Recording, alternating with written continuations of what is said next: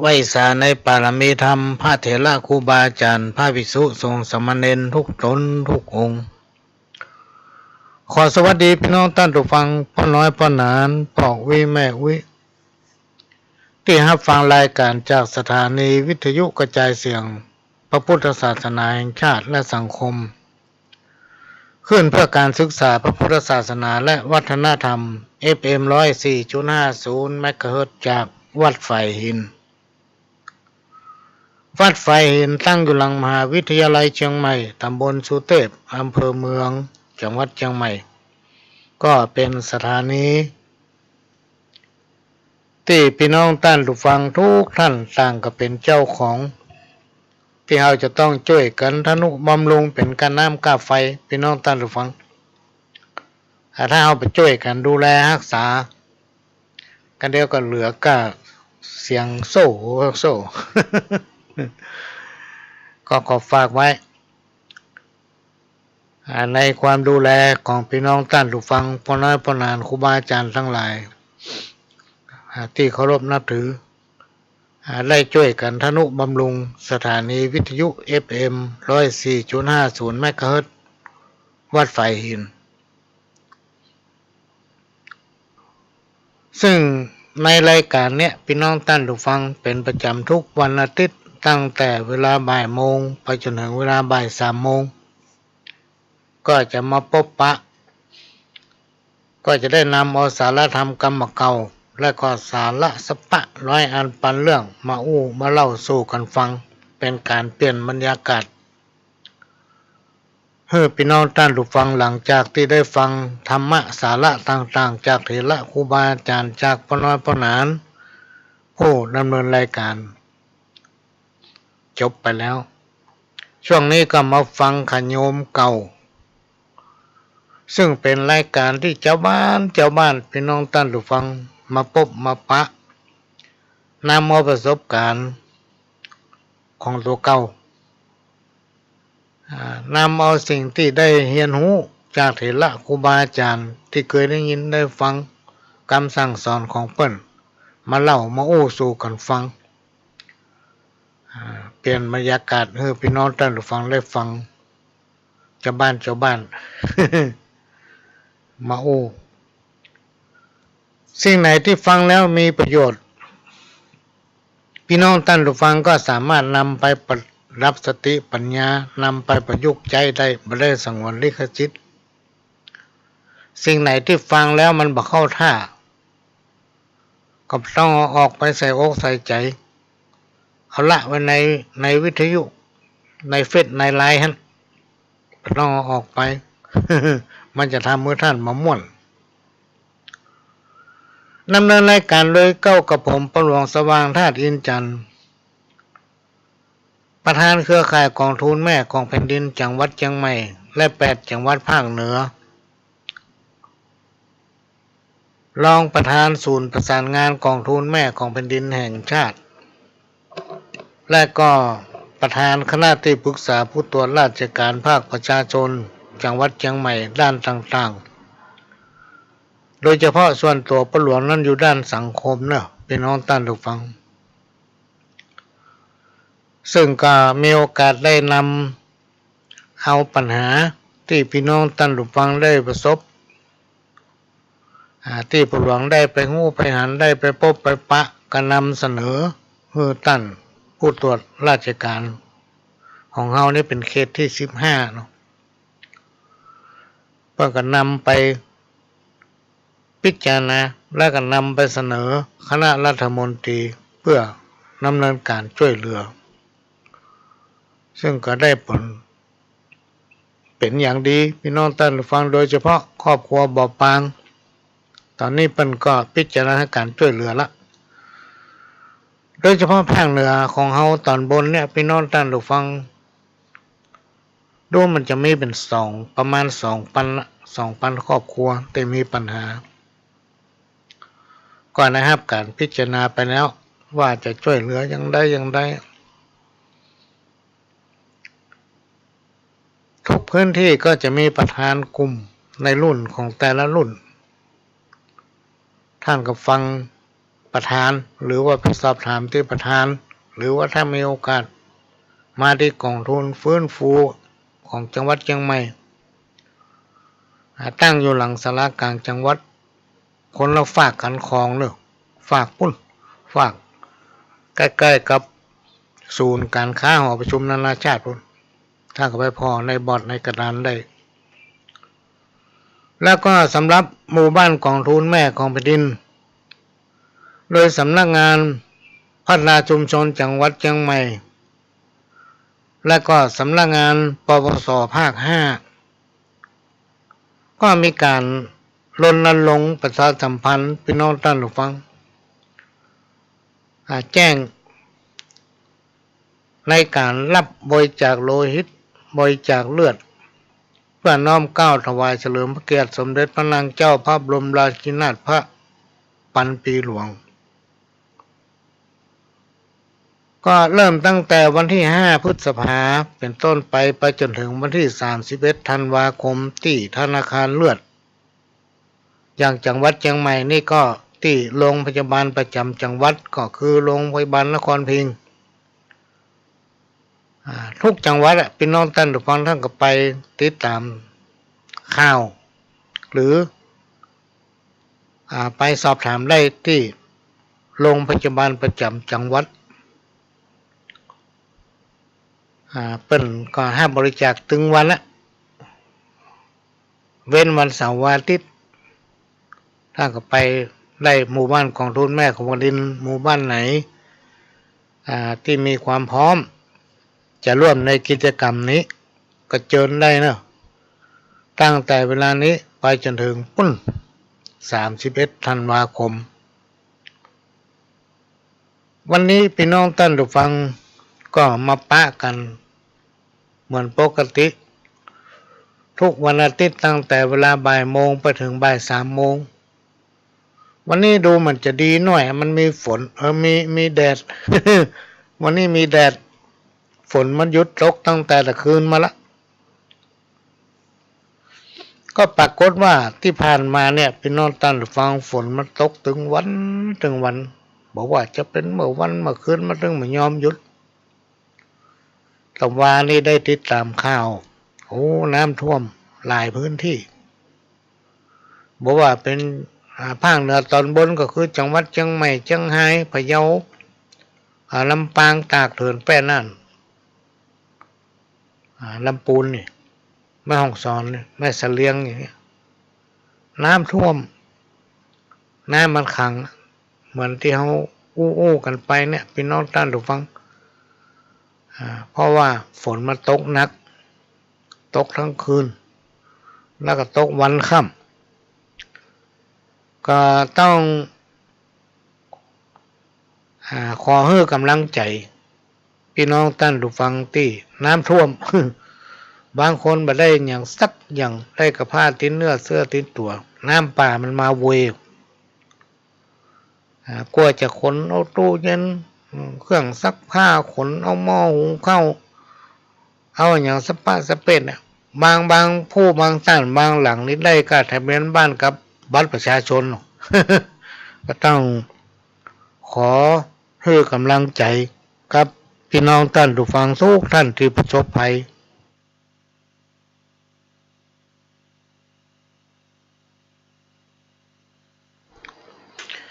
ปีนี้น้ำฝนมันมาวุยพี่น้องท่านผู้ฟังมันเริ่มเปลี่ยนฤดูเป็นฤดูฝนเต็มที่ละตั้งแต่วันที่3พฤษภาเนี่ยเป็นต้นมาละเข้าสู่หน้าฝนอากาศมันเปลี่ยนตามกรมอุตุมันแจ้งที่เขาได้ติดตามบอกว่าจะเป็นทางเฟซทางไลน์ทางวิทยุทางโทรทัศน์เนาะเพื่อก็บอกว่าพายุเนี่ยมันจะมีไปถึงวันที่25พฤษภาคมมันจะลดลงหรือว่าถ้ามันแปรปรวนพี่น้องท่านผู้ฟังมันมาแค่แน่นอนก็คือว่าถ้าลมปัดเอามันไปมันก็จะไปทางอื่นจังหวัดอื่นแต่มันหวั่นอยู่ทางบ้านเขาเนี่ย เหมือนกับไวรัสโควิดไวรัสโควิดก็อย่างเดียวกันพี่น้องท่านผู้ฟังมันถึงแวดไปหวั่นมาอยู่นั่นตึงยอมไปไหน ราะนั้นสิ่งที่เราละบัดได้พี่น้องท่านผู้ฟังก็คือมีการประชาสัมพันธ์มีการรณรงค์ให้ไปฉีดวัคซีนท่านก็ไปไปฉีดวัคซีนไม่ว่าจะเป็นวัคซีนเข็มที่1ที่2ที่3ถ้าไปฉีดครบถึง3เข็มท่านก็สามารถที่จะเดินทางไปที่นั่นที่นี่ได้พี่น้องท่านผู้ฟังเขาจะไปต่างจังหวัดจะไปพักผ่อนจะไปต่างประเทศก็ได้หมดเพราะเราฉีดวัคซีนครบ3เข็มถ้าบ่ครบ3เข็มนี่ไปท่องเที่ยวหลายๆที่หลายแห่งพี่น้องท่านผู้ฟังมันไปบ่ได้ มันเพ้อผ่านอันนี้ก็เป็นเรื่องที่นำมาอู้หูฟังไวรัสโควิดเนี่ยพี่น้องท่านผู้ฟังมันชอบอากาศเย็นมันบ่สู้ความร้อนภาคเหนือล้านนาเฮาเนี่ยประเทศไทยของเฮาเนี่ยมันร้อนแต่ว่าช่วงฤดูฝนเนี่ยมันจะมีความชื้นมันจะเกิดอากาศเปลี่ยนแปลงคือมันจะมีอากาศปกติคือเย็นลงมาน้อยเหมือนปกติทั่วไปเหมือนสมัยก่อนมันชอบสิ่งที่จะป้องกันได้ก็คือรักษาสุขภาพเวลาจะกินข้าวกินอาหารก็ให้อุ่นก่อนแล้วเอามากินของร้อนน้ำอุ่นน้ำร้อนจะไปกินน้ำเย็นต้องรักษาสุขภาพเพื่อมีความอบอุ่นพี่น้องท่านผู้ฟังเมื่อสุขภาพเราสมบูรณ์แข็งแรงไวรัสโควิดเนี่ยมันถึงใกล้มันกลัวคนที่มีสุขภาพดีสิ่งที่น่าเป็นห่วงก็คือป้าน้อยป้าหนานป้าอุ้ยแม่อุ้ยที่อายุเพิ่นนักแล้วหลายคนที่ช่วยตัวเก่ามาได้ต้องอาศัยลูกอาศัยหลานเพราะฉะนั้นบรรดาลูกๆหลานๆเวลาจะไปไหนมาไหนเนี่ยก็ต้องใส่แมสปิดหูดังถ้าเข้าคนหลายเนี่ยที่ไหนที่มันหล่อแหลมก็ต้องเข้าไปต้องระวังตัวเก่านอกจากจะตัวเก่าไปเสี่ยงกับไวรัสโควิดแล้วยังจะเอามาเผื่อปกวิไม่วิมัน นี่เป็นต้นถ้าประจำเป็นก็ต้องไปไหนเนาะต้องรักษาสุขภาพเพื่อแข็งแรงก็คาดว่าถ้าประเมินมันก็จะหมดไปละพี่น้องท่านผู้ฟังมันจะกลับคืนสู่ธรรมชาติก็จะเป็นเหมือนไข้หวัดใหญ่จะเป็นเหมือนไข้เลือดออกจะเป็นเหมือนหวัดไออย่างต่างๆเนี่ยเพราะนั้นเราต้องรักษาสุขภาพของตนเองอันนี้ก็ด้วยความเป็นห่วงวันนี้ก็จะแนะนำสาระกำมะเกาเป็นข้าวเป็นเครือเป็นกำมะเกามาเล่าอู้สู่กันฟังช่วงนี้พี่น้องท่านผู้ฟังมีคนหลายคนก็โทรถามมาโอ้มันเปิดวิทยุอย่างมันดังนี่นูมันมาตั้งไลน์อย่างเนี้ยทางเฟซพ่อหลวงก็มาค่ายถนัดทางนี้ถ้าก็สามารถฟังได้ทางโทรศัพท์ซึ่งต้านผู้อำนวยการกับเผยแพร่ไปทางโทรศัพท์ถ้าก็สามารถฟังทางนี้ได้ฟังย้อนหลังก็ได้ฟังได้ทั่วประเทศฟังได้ทั่วโลก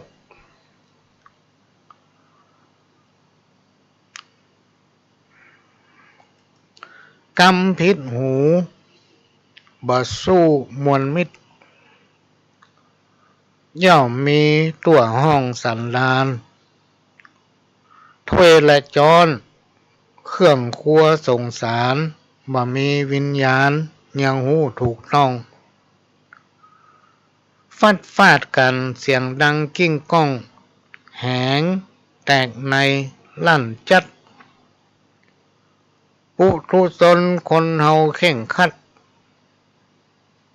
จักว่าอันเปียงใด คนเฮาต่างคนต่างก็มีความนึกคิดบ่ตรงกันพี่น้องท่านผู้ฟังเหมือนโบราณเพิ่นว่ามันต่างคนต่างคิดต่างใจหลายคนก็หลายความคิดเพราะฉะนั้นการอู้การจาจื้อมันถูกใจทุกคนย่อมเป็นไปบ่ได้ย่อมมีกำใดกำหนึ่งที่กระทบกระทั่งจิตใจกันมันเป็นเรื่องปกติธรรมดาเราจะต้องให้อภัยซึ่งกันและกันนะบางสิ่งบางอย่างพี่น้องท่านผู้ฟังถ้าเราเป็นคนรั้นเขามันยอมไผมันยอมฟังเหตุผลดื้อรั้นเอาตนเองว่าเอาความคิดของตัวเองเป็นไงที่เป็นห้องว่าเป็นน้ำเต็มแก้วนะมันจะทำให้สังคมนั้นเกิดการแตกแยกบ่เกิดความสมัครสมานสามัคคีเพราะฉะนั้นกิจกรรมที่หมู่บ้านกองทุนแม่ของแผ่นดินโดยสำนักงานพัฒนาชุมชนโดยการสนับสนุนงบประมาณของปสอย่างภาคเหนือตอนบนของเขาในภาค5ตั้งแต่ตอนล่างกับคือภาค6ที่ดูแลอยู่เขาจะต้องสร้างความสามัคคีพี่น้องท่านผู้ฟังเหมือนที่อู้มาหลายครั้งหลายคนว่าเขาเกิดมาเป็นมนุษย์ในโลกโลกาเนี่ยที่เป็นห้องว่าสัตว์เขาเป็นสัตว์ประเภทหนึ่งเป็นสัตว์มนุษย์เป็นสัตว์ที่มีความประเสริฐสิ่งที่เขาจะหนีมาป้นก็คือสัจธรรมความจริงที่มันจะต้องเกิดขึ้นกับคนเฮาและกับสรรพสิ่งทั้งหลายมันมีเกิดแก่เจ็บตายทุกคนจะหนีบ่พ้นความชราโรยแหงแก่เฒ่าซึ่งมันเป็นธรรมดาบ่ว่าภัยทั้งหลายเหมือนกันหมดสัตว์ใหญ่สัตว์น้อยสรรพสิ่งทั้งหลายที่เกิดมาในโลกนี้ย่อมจังมีความชราความแก่เฒ่าเป็นธรรมดาบ่ว่าจะเป็นข้าทาสเจ้าขุนมูลนายสัตว์น้อยใหญ่ย่อมจังหนีบ่พ้นในแผ่นดินของเฮาในประเทศของเฮาในหมู่บ้านในสังคมชุมชนของเฮานั้นคนเก่งมีนักคนดีก็มีทุกที่ทุกแห่งมีทุกบ้านทุกชุมชนคนดีคนเก่งเหมือนกับความทุกข์กับความสุขเนี่ยพี่น้องท่านทั้งหลายมันก็จะมีคู่กันทุกคนจะต้องได้พบได้ปะกับมันถ้าเฮายอมทุกข์เมื่อบ้าแข็งแห้งตั้งที่เฮาเนี่ยอันอย่างก็ได้หมดเฮายอมทุกข์ถ้าเฮาได้อย่างมาเฮาก็อดออมเก็บออมจ้างกินจ้างใจนะมันก็จะอยู่ตัวเฮาเหมือนไปหน้าวันต่อไปปีต่อไปโอกาสต่อไปในภาคหน้าเฮาก็จะได้สุขมีความสุขเพราะเฮาจ้างอดออมนะเฮาทนต่อความทุกข์ต่อการต่องานมีความหมั่นขยันเก็บออมในที่สุดวันหน้าเฮาสิสุขสบายแต่ถ้าวันนี้เฮามันยอมทุกข์เฮามันยอมเนี่ยการทำงานมาไปไหนเพิ่นไปเนี่ยการกันเฮานอนหลับเนี่ยตื่นมาก็ลุกไปซ้อกินแล้วก็พลิกมาซ้อนอนหลับทำมาค่ำมาคืนเปิ้นหลับบัดหลับคืนหูเนี่ยพี่น้องท่านผู้ฟังปล่อยโอกาสปล่อยเวลาให้เสียไปในที่สุดบั้นปลายชีวิตแทนที่จะมีความสุขอย่างเปิ้นจะต้องปะกับความทุกข์ความอดอยาก ยิ่งถ้าลูกเต้าเราหลานบ่เอาใจใส่จะปะกับความสุขนั้นแสนยากเพราะฉะนั้นสิ่งเนี้ยพี่น้องท่านผู้ฟังมันจะเป็นประโยชน์เป็นบทเรียนให้กับลูกกับหลานที่พ่อแม่พ่ออุ้ยผู้ปกครองครูบาอาจารย์จะนำบอกกล่าวให้กับหลานว่าถ้าเรายอมทุกข์เราทำทุกอย่างโดยบ่เลือกงานนะทำทุกอย่างขอให้มันได้มาแล้วบ่ต้องอายในการทำกินเพราะว่าอาชีพนี้มันจะต่ำต้อยอาชีพนี้มันเหมาะสมแทนประการหนึ่งเราจะไปคิดว่ากูทำมันนี่แล้วจะต้องรวยวันพุธกูจะต้องรวยเดือนหน้ากูจะต้องรวยวันที่1กูจะต้องรวยวันที่16กูจะต้องรวยอย่าไปคิดให้มันอยู่ได้เป็นวันอ่ะพี่น้องท่านผู้ฟังอยู่ได้เป็นวันไปนะให้คิดอย่างนี้คำว่าปรัชญาเศรษฐกิจพอเพียงเนี่ยพี่น้องท่านผู้ฟังซึ่ง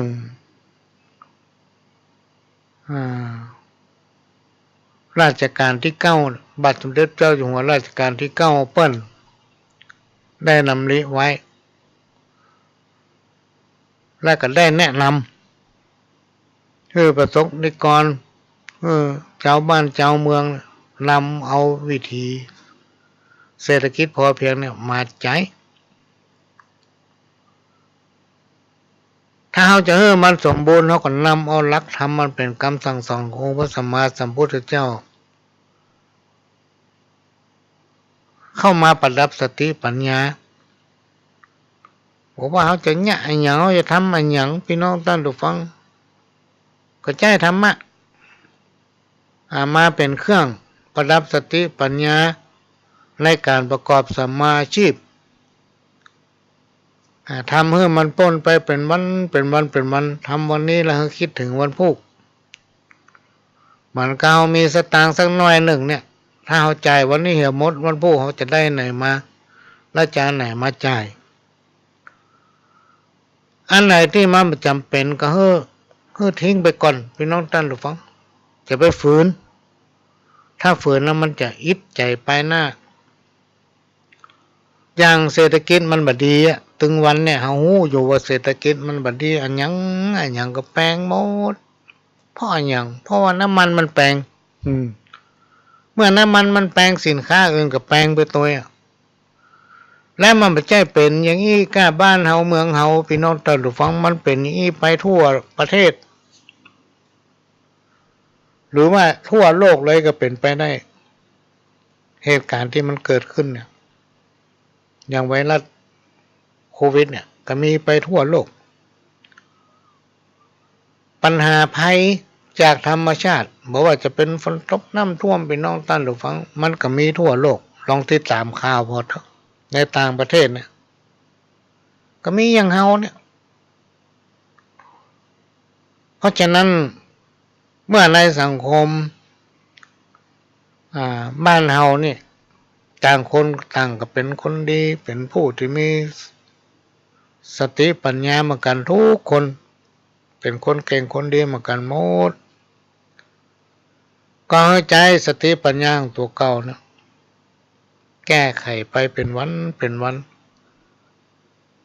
ให้มันพ้นไปพี่น้องท่านผู้ฟังแล้ววันใดวันหนึ่งบุญที่เราสั่งสมไว้นั้นจะมาถึงจะมาช่วยมาตุ้มให้มันผ่อนคลายจากปัญหาอุบัติอย่างต่างๆทั้งหลายเหล่านั้นด้วยสติปัญญาของเราเนี่ยพี่น้องท่านผู้ฟังมันสามารถที่แก้ไขปัญหาอย่างได้ทุกอย่างโดยเฉพาะในประเทศของเราเนี่ยคนส่วนใหญ่จะนับถือพุทธศาสนาพุทธเขามีเถระครูบาอาจารย์มีพระสงฆ์องค์เจ้ามีพ่อน้อยพ่อหลานมีราชบัณฑิตที่เปิ้นฮู้ ในหลักธรรมอันเป็นคำสั่งสอนขององค์พระสัมมาสัมพุทธเจ้าซึ่งเปิ้นเอาออกอากาศตลอดไปที่ไหนก็ตามทุกพื้นที่ที่มีการทำบุญมีงานเกี่ยวกับว่าจะเป็นอวมงคลงานมงคลก็จะมีธรรมะฝากไปที่หนึ่งเขาก็ได้ความรู้ข้อหนึ่งแม้ว่ามันจะมีเรื่องมีเล่าเกิดขึ้นในแวดวงของสงฆ์ตามกระแสข่าวเนี่ยพี่น้องท่านผู้ฟังสมัยก่อนมันก็น่าจะมีเหมือนกันนะจะมีอย่างถึงวันเนี้ยแต่มันจะแตกต่างกันก็คือว่าในยุคปัจจุบันเนี่ยพี่น้องท่านผู้ฟังข่าวเนี่ยมันวุยข่าวมันวุยมันเป็นสมัยที่มีการพัฒนาไปทางสื่อทางเฟซทางไลน์ทางอย่างสปะสเปดเนี่ยมันวุย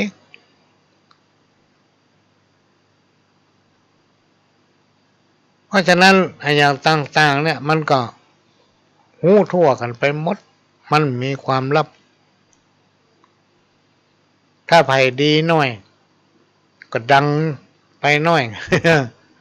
ไผ่ที่ดีพ่องบ่ดีพ่องบ่พอมีชื่อมีเสียงต่อใดมันก็บ่ดังต่อใดพี่น้องลองติดตามพอเตอร์ข่าวกระแสของมันนะคนที่เป็นดังเป็นเด่น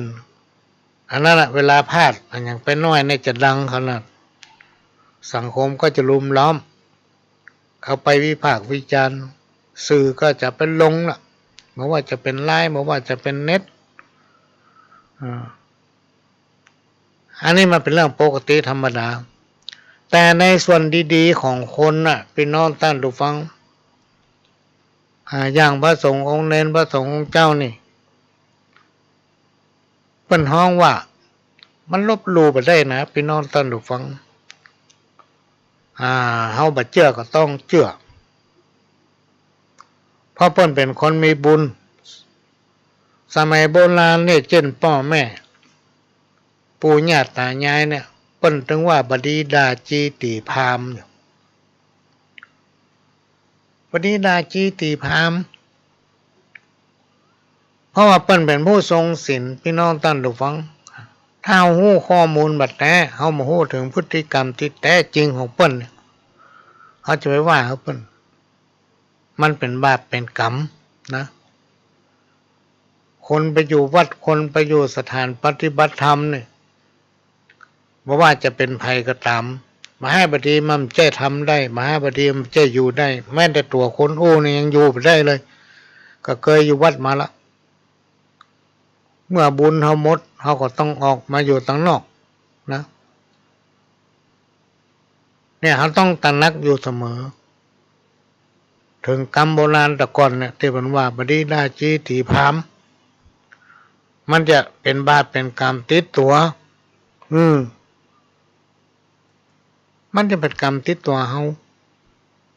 ไปตลอดแล้วมันแก้บ่ได้พี่น้องท่านผู้ฟังมันแก้บ่ได้อันนี้ก็นำมาฝากบ่ใช่มาสอน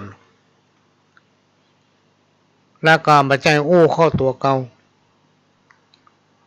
หลายๆคนถามว่ามันจะได้ว่าอู้กับเรื่องตัวเก่าวนอยู่หั่นเนี่ยมันเป็นรายการที่เปิ้นอู้เรื่องไผเรื่องมันลูกพี่น้องท่านผู้ฟังแต่ละรายการเพิ่นก็จะอู้เรื่องของเปิ้นเป็นรายการไผรายการมันแต่รายการของพ่อหลวงนี่มันมีเพลงพ่อเฮาบ่จ้างเปิดเพลงและทำประการเรื่องพ่อหลวงก็โดยปกติแล้วก็ไม่ใช่ชอบฟังเพลงพี่น้องท่านผู้ฟังเพราะเฮามีเวลาฟังเวลามันมีบางคนหลายคนบอกว่าจะไปว่ามีเวลามีเหมือนกันทุกคนเนี่ยมันมีแต่เฮาบอกว่างพี่น้องท่านผู้ฟังย่างทั้งนั้นกับบ่ยะทั้งนี้และส่วนมากก็บ่ค่อยจะได้ไปไหนมันเนื่องจากว่าต้องทำมันนั้นอันนี้หลายๆคนถามว่าไปที่ไหนก็ปะมันไปบ่ได้ใจเต้นไปไหนไปเบาพุ่นละแต่ว่าล่างเนี่ยมันไปบ่ได้ ต้องทำอันนั้นทำอันนี้เป็นภารกิจเป็นชีวิตที่มีความสัมพันธ์กับการทำงานพี่น้องท่านผู้ฟัง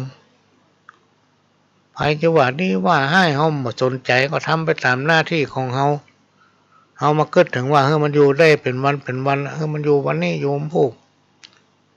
และสิ่งที่คนเฮาคิดบ่ได้ฮู้บ่ได้ก็คือ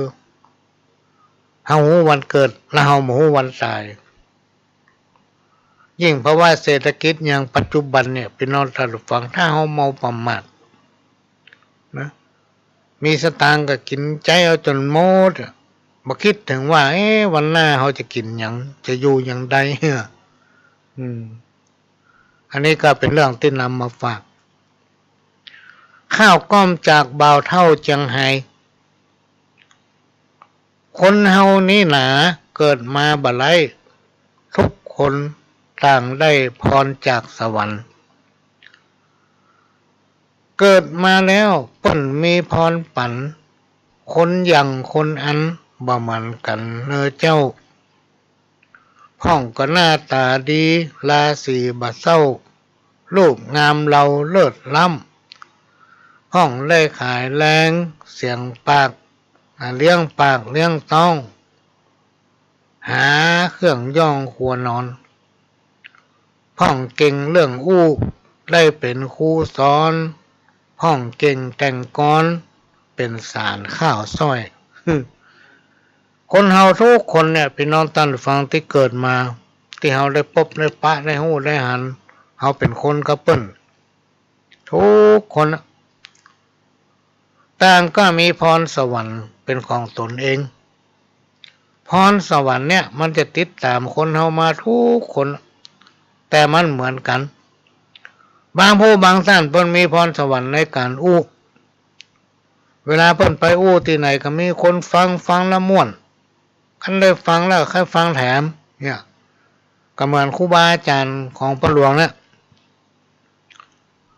มันย้อนไปครูบาอาจารย์ของพระหลวงก็คือหลวงพ่อพระครูโสพลบุญญาภรณ์เหมือนพ่อคนที่สองอดีตเจ้าวาดวัดโสพนารามอดีตเจ้าหน้าอำเภอแม่ริมเชียงใหม่เนี่ยซึ่งเป็นครูบาอาจารย์เวลาเปิ้นไปเทศน์ที่ไหนเนี่ยคนจะหลายคนจะนักถ้าเปิ้นขึ้นหน้าโมคนจะเงียบเหมือนกำมีคนจะฟังเวลาที่แต้มาก็ฟังเวลาที่หัวเราะก็หัวเราะกันให้หัวกันเพราะว่าครูบาอาจารย์ของพ่อหลวงนั้นเปิ้นมีพรสวรรค์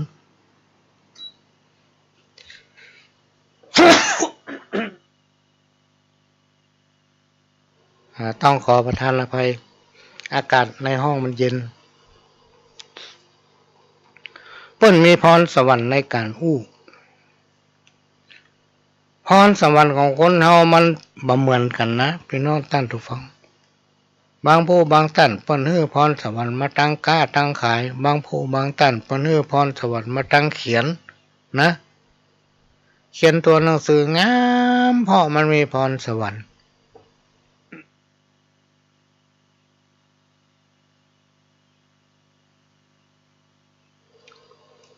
บางผู้บางท่านมีพรสวรรค์ในทาง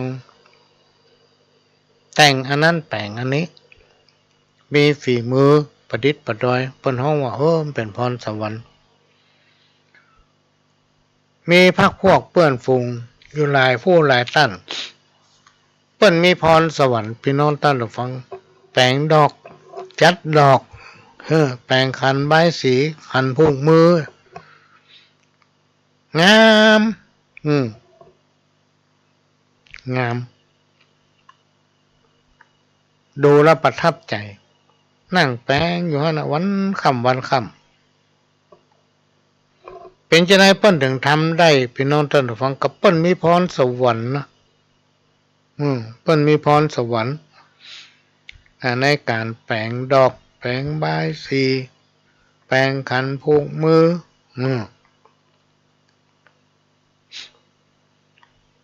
แปลงสัปปะ ห้องว่าเปิ้นมีพรสวรรค์ในการทำ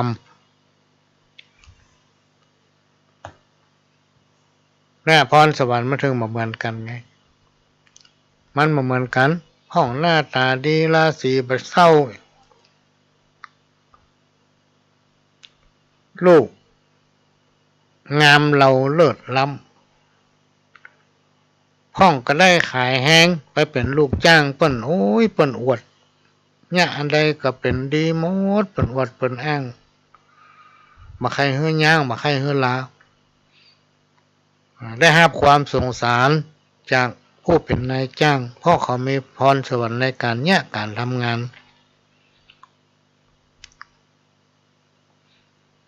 พรสวรรค์เนี่ยมันแตกต่างกันไปช่วงนี้พี่น้องท่านผู้ฟังย่างเข้าฤดูฝนเรียกว่าฝนเข้ามาเต็มฤดูแล้วเข้ามาเต็มตัวก็เลยมีคำฝากจากคนเฒ่าจังไห้ว่าสปะว่าเฮ็ดป่าเฮ็ดดอยบอกว่าเฮ็ดตำบ้านตำช่องเฮ็ดตำสวนละเริ่มออกละตอนนี้ผู้สอนหลานเพิ่นบอกว่าระวังไว้เน้ออย่าได้ลืมหลงเฮ็ดเบื่อในดงดอกยาวดอกสั้นถ้าเอาไข่หูพี่น้องท่านผู้ฟังเฮ็ดทั้งหลายพวกนั้นมาต้มก่อนแล้วปั้นข้าวเหนียวเนี่ยปั้นข้าวเหนียวเขาใส่เอามาต้มสักหน่อยลองพอว่ามันจะกินได้ไหม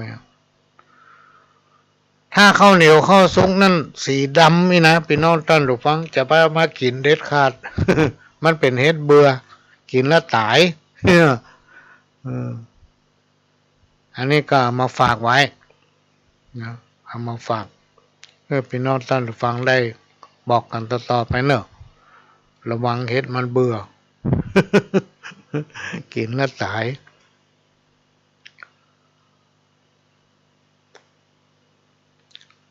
ภาระทุกคนจะมีภาระหน้าที่โดยเฉพาะภาระหนี้สินเนี่ยของกินของใจยังตกต่ำใต้อิจใจหมดหวังรายใดก็ครับบอกว่าอันยังเศรษฐกิจพังถอยหลังลุล่มงมความหลงทิศพอไปตั้งใดห้อมในก็มืดมิดเดือดร้อนตัวเล่าอาณาอดทนกันไว้อย่าได้ลาสาสติปัญญาเอามาช่วยแก้เนี่ยคนเราไม่ต้องอยู่ด้วยสติปัญญาเนาะพี่น้องท่านผู้ฟังจะทำอย่างก็คิด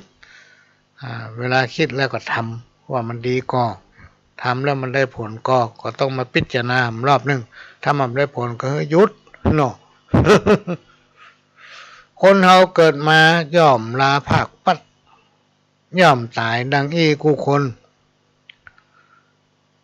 เกิดเป็นมนุษย์ไผ่บ่ได้ล่องหนเกิดมาเป็นคนบ่ลอกข้ามได้วาจากรรมสูดสัตว์ตัวอยู่ลุ่มใต้จ้างม้างัวควายก่อนแล้วเป็ดไก่หมูหมาจีวาบักแค้วก็อยู่บ่ได้สักอันเมื่อเกิดมาแล้วก็ตายเหมือนกันอายุไผมันสังขารมินสั้น อันนี้ก็เป็นกรรมมาเก่าที่เพิ่นกล่าวไว้อันนี้ก็เป็นเรื่องที่นำมาเล่ามาอู้สู้กันฟังเนอะพี่น้องท่านผู้ฟังจะได้ชั่วโมงแล้วจะได้ชั่วโมงแล้วขณะนี้พี่น้องท่านผู้ฟังก็กำลังรับฟังรายการสาระธรรมกรรมเก่าและก็สาระสัพพะร้อยอันปันเรื่อง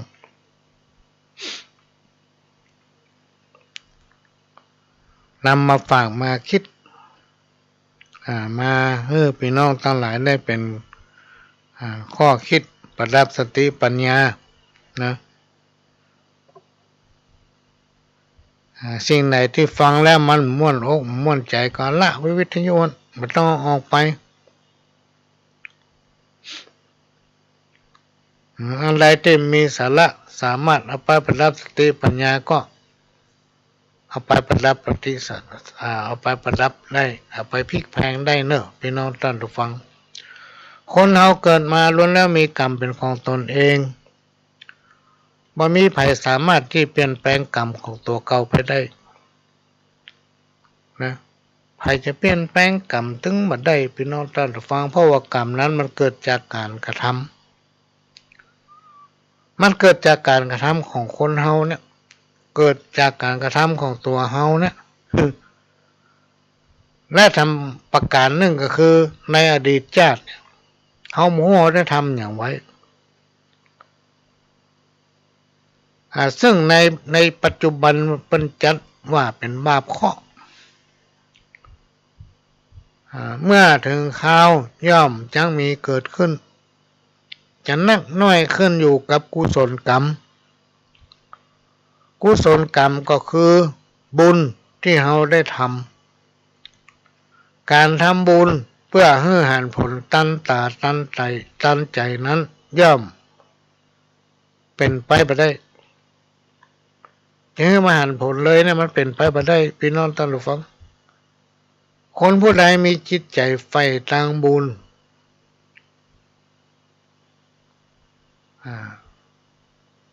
ใฝ่ทางบุญก็คือบุญที่เราทำการทำบุญเพื่อให้หันผลตันตาตันใจนั้นมันเรื่องมีทางแต่ว่ามันจะส่งผลให้เราสบายใจนะมันจะมาตั้งใจก่อนพี่น้องท่านผู้ฟังเมื่อการฟังธรรมบ่อยๆเนี่ยย่อมจักทำให้คนผู้นั้นมีสติประพฤติปฏิบัติตนไปในทางที่ถูกต้องคนที่มีจิตใจเป็นศีลเป็นธรรมเนี่ยพี่น้องท่านผู้ฟังย่อมจักพบปะแต่แสงสว่าง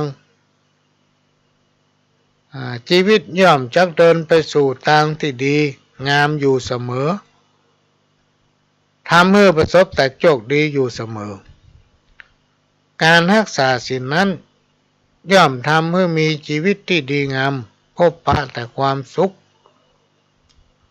ถ้าผ่ายทำความบดีทำกรรมบดีทำอกุศลที่ทุกคนมักจะเรียกว่ากรรมเก่าในอดีตชาติหรือข้อกรรมในชาตินี้มันก็จะมาตันในชาตินี้พี่น้องท่านผู้ฟังอันนี้เป็นเรื่องที่นำมาฝากศีลห้าศีลแปดช่วยเสริมดวงชะตาให้คนเฮานำปฏิบัติดีขึ้นอย่างมหัศจรรย์ครูบาอาจารย์ท่านได้กล่าวไว้ว่าจักมีสิ่งดีๆเข้ามาในชีวิตอยู่เสมอการทำความดีนั้นย่อมได้รับผลดีตอบแทนจิตใจเบิกบานสุขภาพแข็งแรงพบปะแต่ความสุขศีลห้าเป็นศีลหรือเป็นธรรมะขั้นพื้นฐานที่ศรัทธาชาวพุทธเฮาพึงมีและนำปฏิบัติควบคู่กับการประกอบสัมมาอาชีพหรือการใช้ชีวิตประจำวันใครผู้ใดทำได้ในชีวิตจักพบปะแต่สิ่งที่ดีๆเป็นต้นว่าความสงบสุขร่มเย็นนอกจากนี้วิบากกรรมต่างๆก็จะลดลงพี่น้องท่านผู้ฟังทั้งยังเป็นการคุ้มภัยในยามที่เฮาจะตกต่ำคนเฮามีโลกโบราณเพิ่นกล่าวว่า3 ปีดี4 ปีหายเนี่ยก็เลยนำเอามาฝากในวันนี้พี่น้องกำลังรับฟังรายการจากทางสถานีวิทยุ FM 104.50 เมกะเฮิรตซ์วัดฝายหินวัดฝายหินตั้งอยู่ตำบลชุเทพอำเภอเมืองจังหวัดเชียงใหม่ซึ่งเป็นรายการที่ได้รับการอนุเคราะห์เมตตาจากท่านผู้อำนวยการสถานีได้พิจารณาให้เวลาให้โอกาสขโยมเก่านำเอาสาระสัพพะมาเล่ามาอู้สู่กันฟัง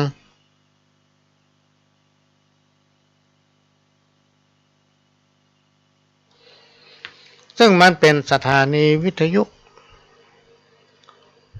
ที่พี่น้องท่านผู้ฟังทุกคนทุกท่านเป็นเจ้าของนะที่เราต้องช่วยกันทนุบำรุงช่วยกันพ่อควายรักษาถ้าเราไปช่วยกันทนุบำรุงพี่น้องท่านผู้ฟังมันก็ลุยิ่งกำเดียวแดดกำเดียวฝนเนี่ยโอกาสที่มันจะลุจะเสียนักชั่วโมงที่สองนี่ก็จะให้พี่น้องท่านผู้ฟังได้ฟังเทปเก่ากระเดียวก็มาปะกันทำรอบหนึ่งเชิญครับตอนนี้ถนนซอยก็ดีถนนเข้าหมู่บ้านก็ดีน้ำขังน้ำขึ้นน้ำท่วมเนื่องจากว่าพื้นที่น้ำมันต่ำถ้าฝนตกนักเนี่ยพี่น้องท่านผู้ฟังมันมักจะมีปัญหาเกิดขึ้นทุกพื้นที่ในยุคปัจจุบันเต้าที่ติดตามข่าวนี่ไปเจอกับบ้านเฮานะพี่น้องท่านผู้ฟังไปเจอกับภาคเหนือแล้วนะโดยเฉพาะภาคกลางกรุงเทพนี่เดือดร้อนกับขนาดนักเพราะมันไม่มีที่ระบายถึงมีมันก็บัดนั้นพี่น้องท่านผู้ฟังและอย่างบ้านเฮาเนี่ยในสมัยก่อนเนี่ยจะในตัวเมืองเนี่ยเวลาฝนตกนักน้ำมันขังที่ไหนมันเป็นลงเหมืองน้ำเหมืองก้อมเป็นห้องน้ำเหมืองไส้ไก่มันจะมีทุกพื้นที่ลำเหมืองเป็นห้องลำเหมืองเสียน้ำนะแต่ในปัจจุบันเนี่ยพี่น้องท่านผู้ฟังมันมีให้มีนาแล้วกลายเป็นบ้านจัดสรรไปหมด สมัยที่ประหลวงเป็นประหลวงเนี่ยยังไม่ได้เกษียณเนี่ยเขาเคยไปคัดค้านไว้ตรงเนี้ยมันมีลำเหมืองเสียน้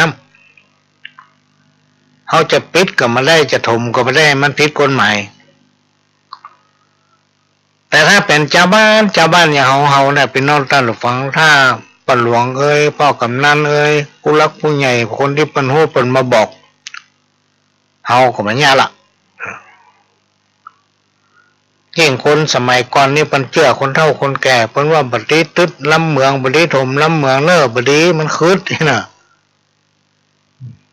บางคนย้อนถามมันคึดจะไรก็มันคึดจะไร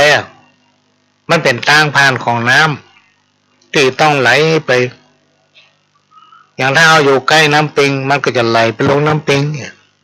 ใกล้น้ำวังมันก็จะไหลไปลงน้ำวังแต่ถ้าเราไปปิดมันมันไหลไปไหนบันได้พี่น้องท่านผู้ฟังอย่างปัญญานาเนี่ยปลูกข้าวหว่านก้าดำนาต้นมีลำเหมืองลักที่เอามาจากน้ำแม่ใหญ่เนาะลำเหมืองลักเนี่ยมันจะเอาน้ำเข้านาแล้วเวลาก้าหรือว่าต้นเข้า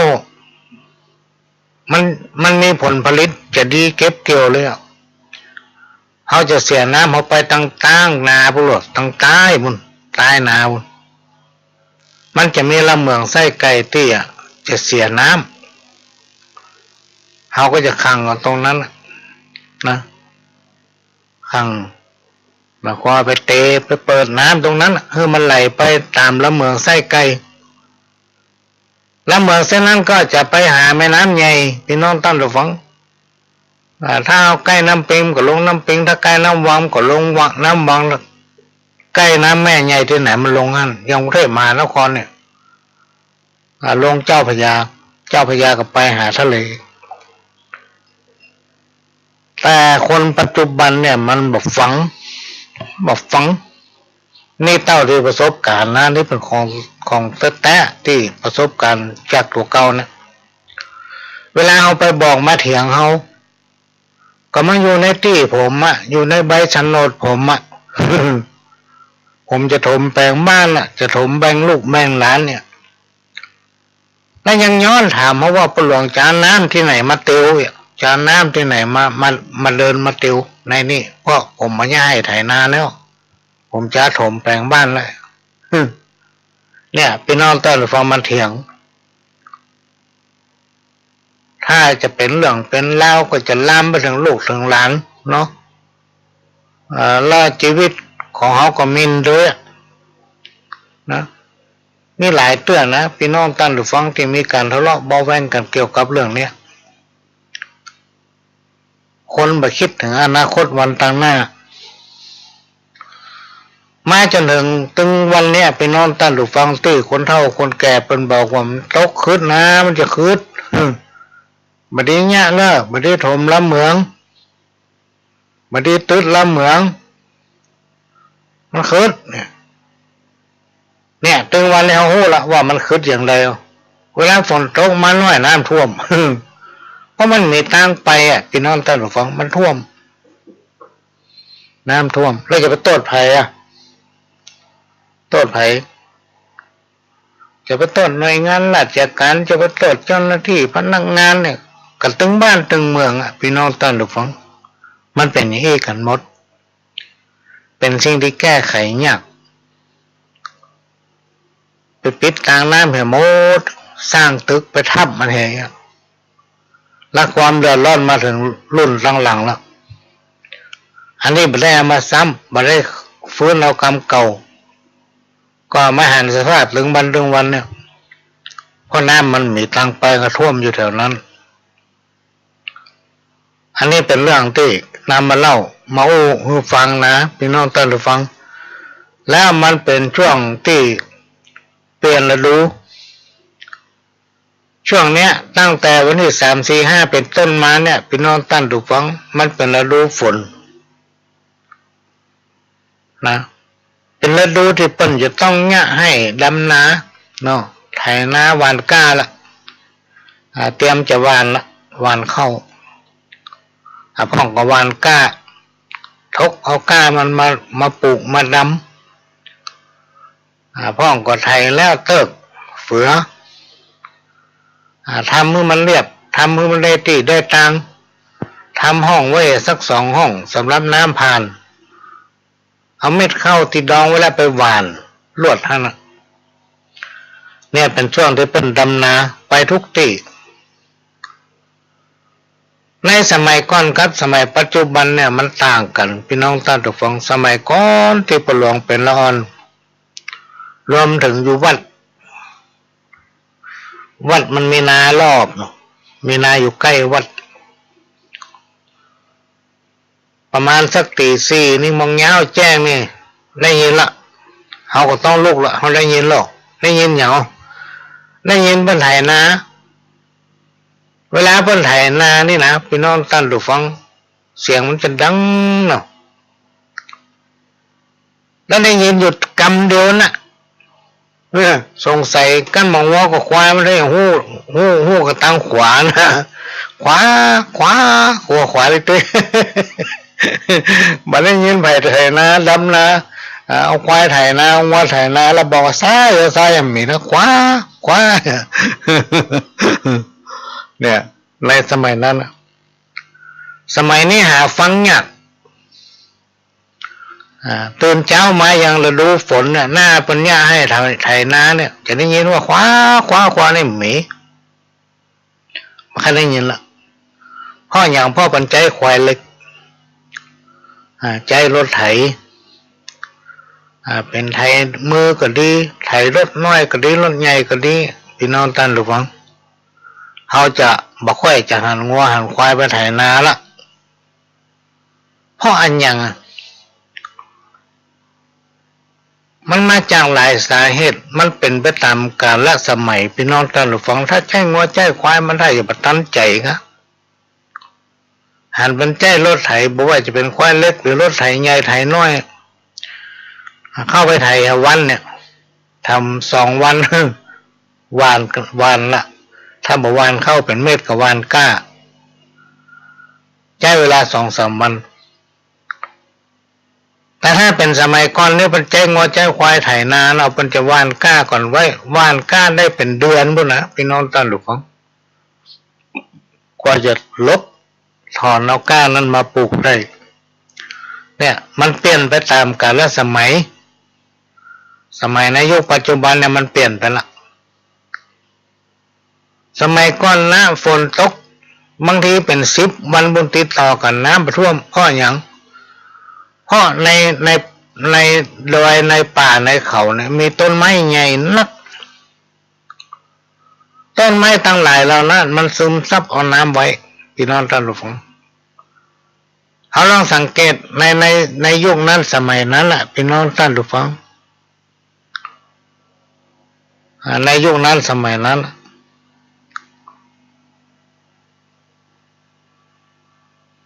น้ำห้วยน้ำป่าน้ำอย่างเนี้ยพี่น้องท่านผู้ฟังมันจะไหลตลอดเวลาอย่างไหลตลอดเวลาบอกว่าจะเป็นหน้าแล้งกลางพรรษาฤดูฝนหรือไม่ใช่ฤดูฝนเพราะว่าต้นไม้ทั้งหลายในสมัยก่อนนั้นมันสมบูรณ์พี่น้องท่านผู้ฟังมันสมบูรณ์มันซึมซับเอาน้ำไว้แล้วค่อยปล่อยออกมาในยุคปัจจุบันเนี่ยพี่น้องท่านผู้ฟังมันเป็นเพราะสิ่งแวดล้อมก็พอมันต้นไม้ใหญ่ก็บ่ค่อยมีละ แล้วส่วนมากป่าก็บ่ค่อยมีละกลายเป็นบ้านจัดสรรกลายเป็นอย่างสปะสเปดกลายเป็นที่อยู่อาศัยไปละโดยเฉพาะถ้าเราไปทางใต้ก็ดีทางเหนือก็ดีพี่น้องท่านผู้ฟังถ้าเราผ่านดอยนะมันจะมีป่าที่อุดมสมบูรณ์กว่าแถวภาคเหนือเขาเนี่ยภาคใต้ภาคกลางภาคอีสานมีเป็นบางที่บางแห่งที่มันยังสมบูรณ์อยู่ส่วนใหญ่จะเป็นดอยหัวโล้นมด ดอยหัวโล้นมดโอ้เป็นอย่างว่าเก่งแต่เก่งว่าพี่น้องท่านผู้ฟังดอยตึงม่อนเป็นวานเข้าเป็นปลูกเข้าดอยแล้วก็พอแถวเชียงไฮ้เนี่ยตำบลสร้างผ่านดอยเป็นม่อนถ้าปลูกข้าวสะโลข้าวโพดก็ปลูกถึงม่อนดอยนั่นนะถ้าปลูกข้าวเนี่ยบอกว่าจะเป็นข้าวเจ้าข้าวเหนียวก็ปลูกถึงม่อนดอยนะในปัจจุบันเนี่ยเพราะให้นากลายเป็นบ้านจัดสรรไปหมดหรอก จำเป็นต้องเข้าป่าไปปลูกแถวป่าปลูกน้อยก็มาตันนกพอมันใหญ่ขึ้นมานกกินหมด ใหญ่ขึ้นมานกป้านกินหมด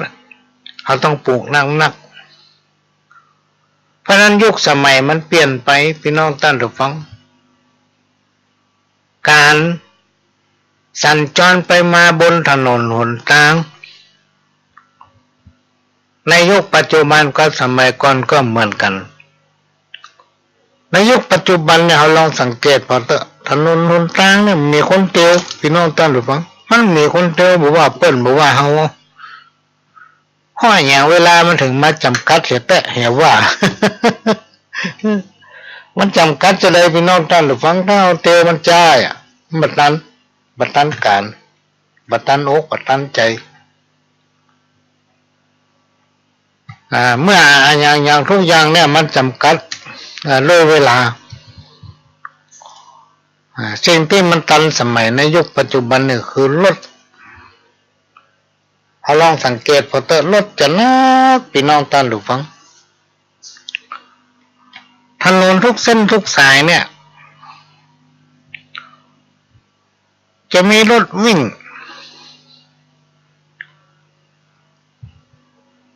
เต็มถนนทุกสายเลยตึ้งไม่ว่างพี่น้องท่านผู้ฟังบอกไม่ว่าง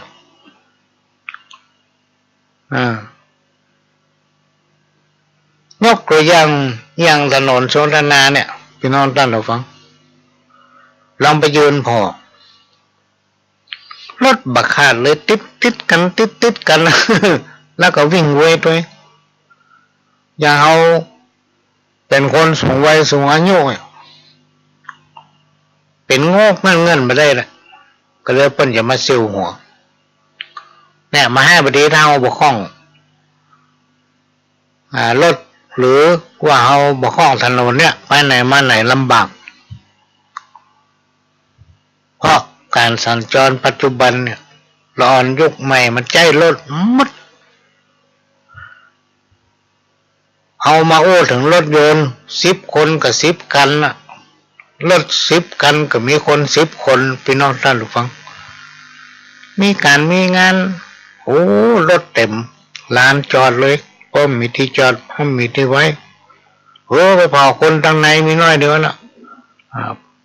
ถ้ามี20 คนกับรถ20 คันน่ะพี่น้องท่านผู้ฟัง มันเป็นยุคพัฒนาช่วงก่อนๆที่ผ่านมาเนี่ยเมื่อระยะ2 ปีโรคโควิดมันเข้ามารุนแรงเนาะคนก็ตื่นตัวกลัวกันถ้าเอาประมาทก็ตายแต่พี่น้องท่านผู้ฟังมาจนถึงปัจจุบันเนี่ยทางสาธารณสุขทางผู้บริหารประเทศโดยการนำของพระท่านนายกรัฐมนตรีท่านประยุทธ์และก็รัฐมนตรี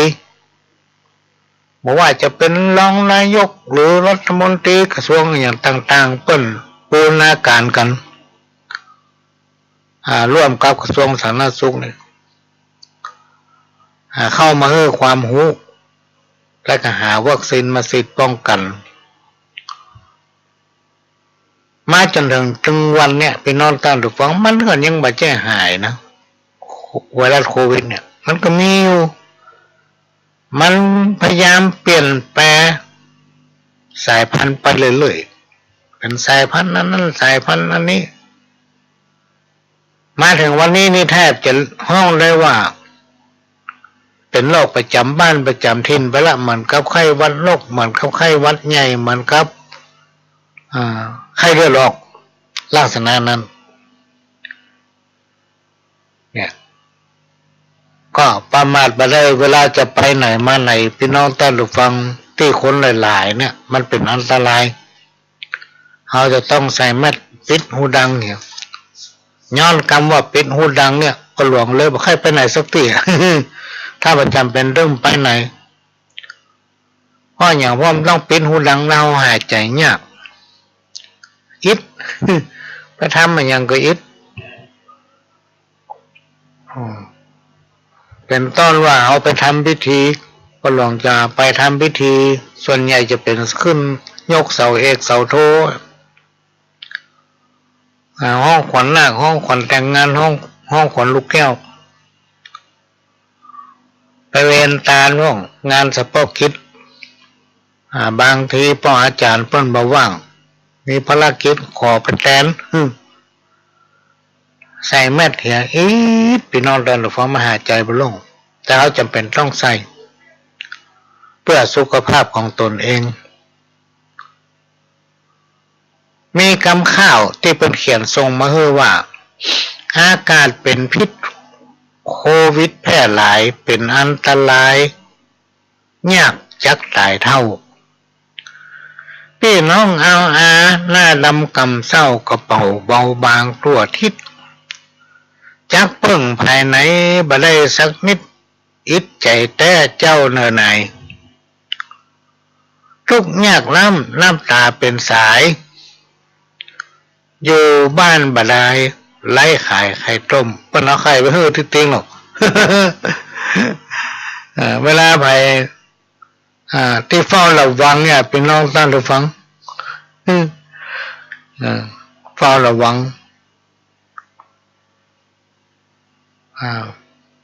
หรือว่าถูกกักตัวภัยที่ถูกกักตัวเนี่ยเป็นน้องท่านผู้ฟังปัญญาไข่ไปแจก ปัญญาไข่ไปแจก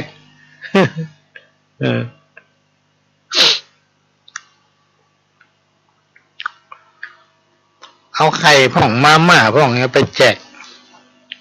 มันเหลือกินเนาะมันกินคนเดียวหรอกกินถึงวันมันไก่มันก็แบ่งขายพ่องนี่ นี่จังทุกขังอนัตตาพี่น้องท่านผู้ฟังอันยังทุกอย่างมันเที่ยงแท้แน่นอนในโลกของเขาเนี่ยคำสอนในทางพระพุทธศาสนา ตามที่เขาได้ยินได้ฟังที่คนเฒ่าคนแก่ครูบาอาจารย์เถระเพิ่นบรรยายทุกวันพระวันศีลถ้าไปวัดตอนเช้าก่อนที่เพิ่นจะฮือปอนเพิ่นจะห้องว่าสัมโมทนียกถาหรือว่าเพิ่นจะอู้ก่อนฮือปอนน่ะเพื่อเขาได้รู้ว่าศีลคืออย่างธรรมคืออย่างเขาจะปฏิบัติตัวอย่างใดโดยนำเอาสารธรรมอันเป็นคำสั่งสอนขององค์พระสัมมาสัมพุทธเจ้าเข้ามาแทรกในการปฏิบัติกิจหรือทำภารกิจประจำวันโดยนำเอาศีลเอาธรรมเข้ามาแทรกทุกวันพระวันศีลทุกพื้นที่พี่น้องท่านผู้ฟังทุกวัดทุกวาเปิ้นจะปฏิบัติกันอย่างเงี้ยก่อนที่เปิ้นเฮ็ดปอนเปิ้นจะสมโภคาถาก่อนนอกจากเปิ้นจะฮื้อศีลเฮาก่อนนั่นละแต่ขณะที่เปิ้นฮื้อศีลเฮาเนี่ยเปิ้นบ่ได้อธิบายตัวให้พี่น้องท่านผู้ฟังเนื่องจากว่าเวลามันจำกัดถ้าเมามาอธิบายศีลคำข้อน่ะโอ้เพื่อจะเลิกวัดก็กินข้าวตอนพอดีเพราะนั้นเปิ้นจะปั่นศีลไปเป็นข้อปานาอาทินนาว่าไปเงี้ยด้วยว่าอธิบายแล้วก็จะมาสรุปให้ฟังก่อนที่ฮือปอนว่าโอ้ญาติโยมทั้งหลายวันนี้เป็นวันสำคัญเป็นวันพระนั้นวันพระอันนี้ธรรมะเป็นคำสั่งสอนขององค์สัมมาสัมพุทธเจ้านั้นโดยเฉพาะศีล5ข้อที่เป็นธรรมะพื้นฐานเนี่ยถ้าบ้านไหนสังคมไหนพี่น้องท่านผู้ฟังเขาไล่ตั้งแต่ผู้นำลงไปถึงเจ้าบ้านนำเอาธรรมะอันเป็นคำสั่งสอนขององค์พระสัมมาสัมพุทธเจ้ามาไว้ในจิตใจแล้วนำปฏิบัตินะควบคู่กับสติปัญญาหรือความสามารถของตัวเก่ากับในชุมชนสังคมนั้นๆหรือว่าในครอบครัวของท่านเองแต่ถ้าเราเอาธรรมะเข้ามาใจเข้ามาประดับสติปัญญาพี่น้องท่านฟังใจกับความกล้าหาญใจกับความสามารถของตัวเก่าโดยไล่ทำใดๆดีหมดแต่เอามันนำมาทำมันนำมาปฏิบัติมันก็จะกลายเป็นว่าเป็นคนที่บ่รู้จักหน้าที่ของตนเองเพราะมันมีอย่างมาเตือนจิตเตือนใจโลกกันไผว่าก็หาเปิ้นดูถูกดูแคลนเนี่ยเวลาเปิ้นติทั้งที่เปิ้นติเพื่อก่อว่าให้เปิ้นแล้วเวลาไผทั้งใต้ทั้งเหนือเปิ้นทำมาอย่างก็ว่าบ่ดีให้หมดแล้วบางทีแต่ตัวทำบ่ถูกแต่มันยังว่าดีอยู่อ่ะอันเนี้ยเป็นคนที่ไร้ธรรมะคนที่มีศีลมีธรรม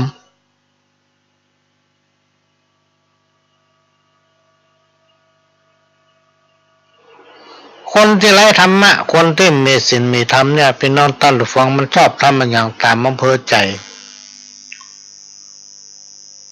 โดยบ่รู้จักหน้าที่โดยบ่รู้จักว่าอันนั้นดีอันนั้นบ่ดีอันนั้นถูกอันนี้ควรอันนั้นบ่ชอบ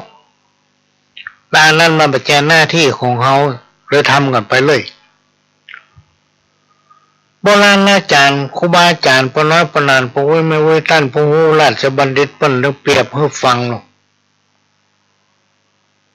ว่านิ้วมือเขาเนี่ยมันถึงมี5นิ้วไงพี่น้องท่านผู้ฟังนิ้วมือเขาเนี่ยมันมี5นิ้วแต่ละนิ้วมันก็ทำหน้าที่ของมันก็ลองแต่ละคนน่ะมือแต่ละข้างมีนิ้วเดียวมันยากอย่างได้บ้างอันนี้เป็นเปรียบให้ว่ามันเป็นหน้าที่ของใครของมันนะแต่ละนิ้วมีบทบาทหน้าที่ของตัวเก่ามันก็ศีลธรรม5ข้อเนี่ยศีลที่เป็นธรรมะขั้นพื้นฐาน5ข้อแต่ละข้อถ้าเอาใจสติปัญญาโดยธรรมะอันเป็นคำสั่งสอนขององค์พระสัมมาสัมพุทธเจ้ามาประดับจิตประดับใจประดับสติปัญญาเอามา ร่วมในสติปัญญาของเราเวลา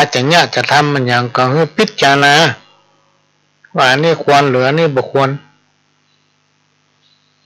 คนเราถ้าจิตใจเป็นศีลเป็นธรรมพี่น้องท่านผู้ฟังมันจะหู้จักตัวเก่ามันบ่ลืมตัวแล้วมันไปเบียดเบียนไผ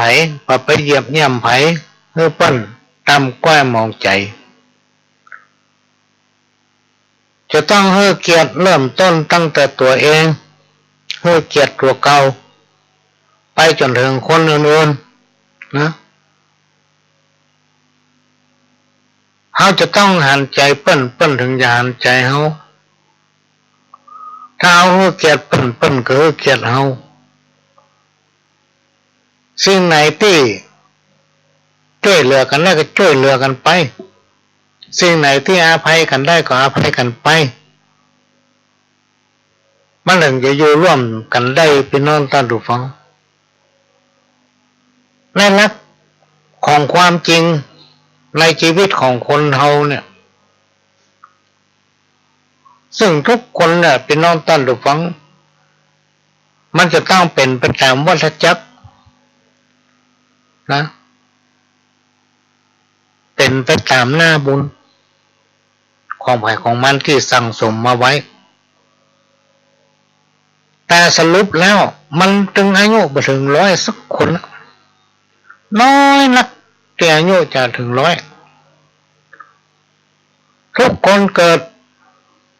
แล้วก็มีการแปรผันคือว่าเกิดมาแล้วก็ใหญ่ไปแปรผันในที่สุดก็ต้องแตกสลายก็คือตายเหมือนกันหมดทุกคนอันนี้เป็นความจริงที่จะเกิดขึ้นกับเราพี่น้องท่านผู้ฟังเพราะฉะนั้นเราไม่ต้องทะเลาะเบาะแว้งกันทำงานไปตามหน้าที่ที่หูสองน้องหูหนึ่งอันไหนที่บ่ถูกต้องกับพิจารณาสั่งสอนกันไปอันใดที่มันแก้ไขได้ก็แก้ไขกันไปจะไปจริงจังกับมันเกินสิ่งที่มีค่าและสำคัญที่สุดและก็ยิ่งใหญ่ที่สุดคือการให้อภัยถ้อยทีถ้อยอาศัยเฮาบ่ได้มาประจานบ่ได้มาทำร้ายซึ่งกันและกันเพราะเขาก็เป็นคนเฮาก็เป็นคนมีจิตมีใจเหมือนกันในที่สุดเขาก็ต้องตายเฮาก็ต้องตายโดยเฉพาะการฆ่าฟันบันแทงกันเนี่ยพี่น้องท่านผู้ฟังมันบ่สมควรอย่างยิ่งเลยการทะเลาะเบาะแว้งกันเนี่ยเพราะเขาเกิดมาเป็นคนทั้งทีโอกาสที่เกิดมาเป็นคนนี่มันยากที่สุดพี่น้องท่านผู้ฟังยิ่งในยุคปัจจุบันนี่ไปเกิดที่ไหนจะไปเกิดที่ไหนหลายๆคนบางคนเพิ่นมีฐานะหลักฐานพร้อมเขาถามว่ามีกี่คนล่ะมีคนเดียวครับยังบอก2 คนบอกเอาละครับรายจ่ายมันสูงรู้ไม่ไปเกิดที่ไหนถ้าเขาตายไปเพราะฉะนั้นตึงวันเนี่ยการที่เขามีชีวิตอยู่เขาได้เป็นคนเขาก็เป็นคนนี่ถือเขามีบุญที่สุดและช่วงอายุของคนมนุษย์เนี่ยมันอยู่ได้เหมือนวันเวลาผ่านไปเขาก็ตายไปวันน้อยอายุเขาก็หมดไปสิ่งที่ซื้อมาได้คือวันเวลาเนี่ยพี่น้องท่านผู้ฟังซื้อคืนมาถึงได้เพราะฉะนั้นในเมื่อเขาก็จะตายเขาก็จะตายเขายังไปอยู่ด้วยกันยังม่วนปะกันที่ไหนกันยิ้มแจ่มใสกันไม่ต้องทะเลาะเบาแว้งไม่ต้องกลัวภัยร่ำไม่ต้องกลัวภัยเหลือภัยจะรวยจะยากจนขนาดไหนก็แล้วแต่เถอะพี่น้องท่านผู้ฟังในที่สุดมาได้ล่องแก่นเดียวนะนอนอยู่ในร่องหรือลงศพนั่นเป็นสิ่งที่ยิ่งใหญ่คนที่ดูในระดับไหนก็แล้วแต่ต้องเข้าไปนอนในโรงมดท่านจะต้องพิจารณาและนี่ฝากว่าเขาเกิดมาเป็นคนถึงเตื้ออายุของคนน่ะมันจะเหมือนเพราะฉะนั้น จะต้องถ้อยทีถ้อยอาศัยอยู่ด้วยกันแบ่งจิตแบ่งใจให้กันพี่น้องท่านผู้ฟัง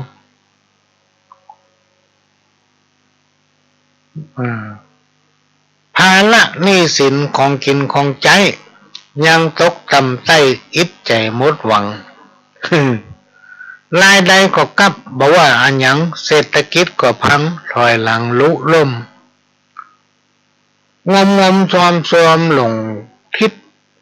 พอไปตั้งใดห้อมไหลก็มืดมิดเดือดร้อนตัวด้าวอาณาอดทนกันไว้อย่าได้ละสาสติปัญญาเอามาช่วยแก้ทุกอย่างพี่น้องท่านผู้ฟังมันแก้ได้หมดทุกอย่างถ้าเราจะร่วมกันแก้ไขเมื่อเดือนที่ผ่านมานั้นมีโอกาสได้นั่งอู้กับผู้ตรวจการของมหาไทยเขาก็เลยบอกว่าอู้ถึงปัญหาเนี่ยท่านผู้ตรวจมันมีนักหนาป้าปั้นโอ้กล่องขนาดเนี้ย บอกว่าเป็นถ้าเมื่อท่านผู้ตรวจการเนี่ยท่านผู้ตรวจการต้องซอยหัวแน่ละ เพราะว่าแต่ละฉบับเนี่ยมันปวดหัว ปัญหาแต่เขาพยายามพี่น้องท่านผู้ฟังอันไหนที่มันจำเป็นก็เข้าไปแก้ไขอันไหนที่ช่วยกันได้ก็ช่วยกันไปมันได้บุญทุกอย่างพี่น้องท่านผู้ฟังเป็นการสร้างสมบารมีเป็นการสร้างสมบุญ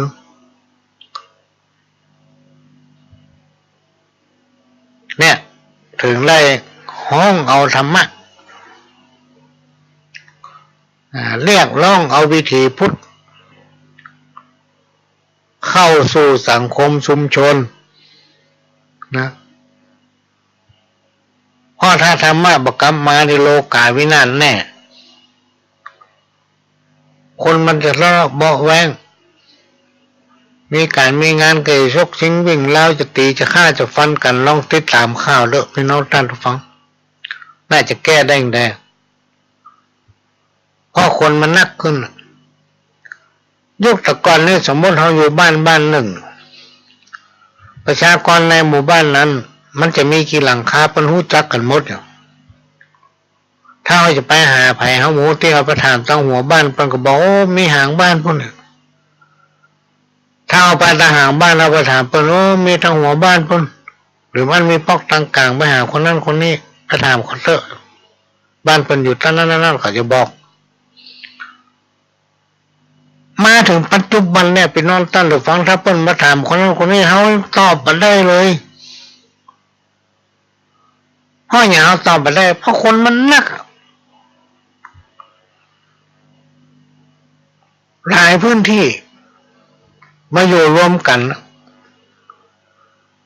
ย้ายมาใหม่ก็มีลูกจากที่ฮันที่นี่มาเป็นลูกไอ้หลานชายพ่องก็ยกครอบครัวมาอยู่กลายเป็นบ้านจัดสรรเป็นหมู่กี่ร้อยหลังเขาเลยหมู่ล่ะว่าบ้านปุกแก้วปุกคำอยู่ทางใดแล้วชื่อคนบ่เดิมมั่นใจเหมือนก่อนเนาะแม่เขาเป็นผู้นำผู้ใหญ่บ้านเขาเป็นผู้ใหญ่บ้านเนี่ย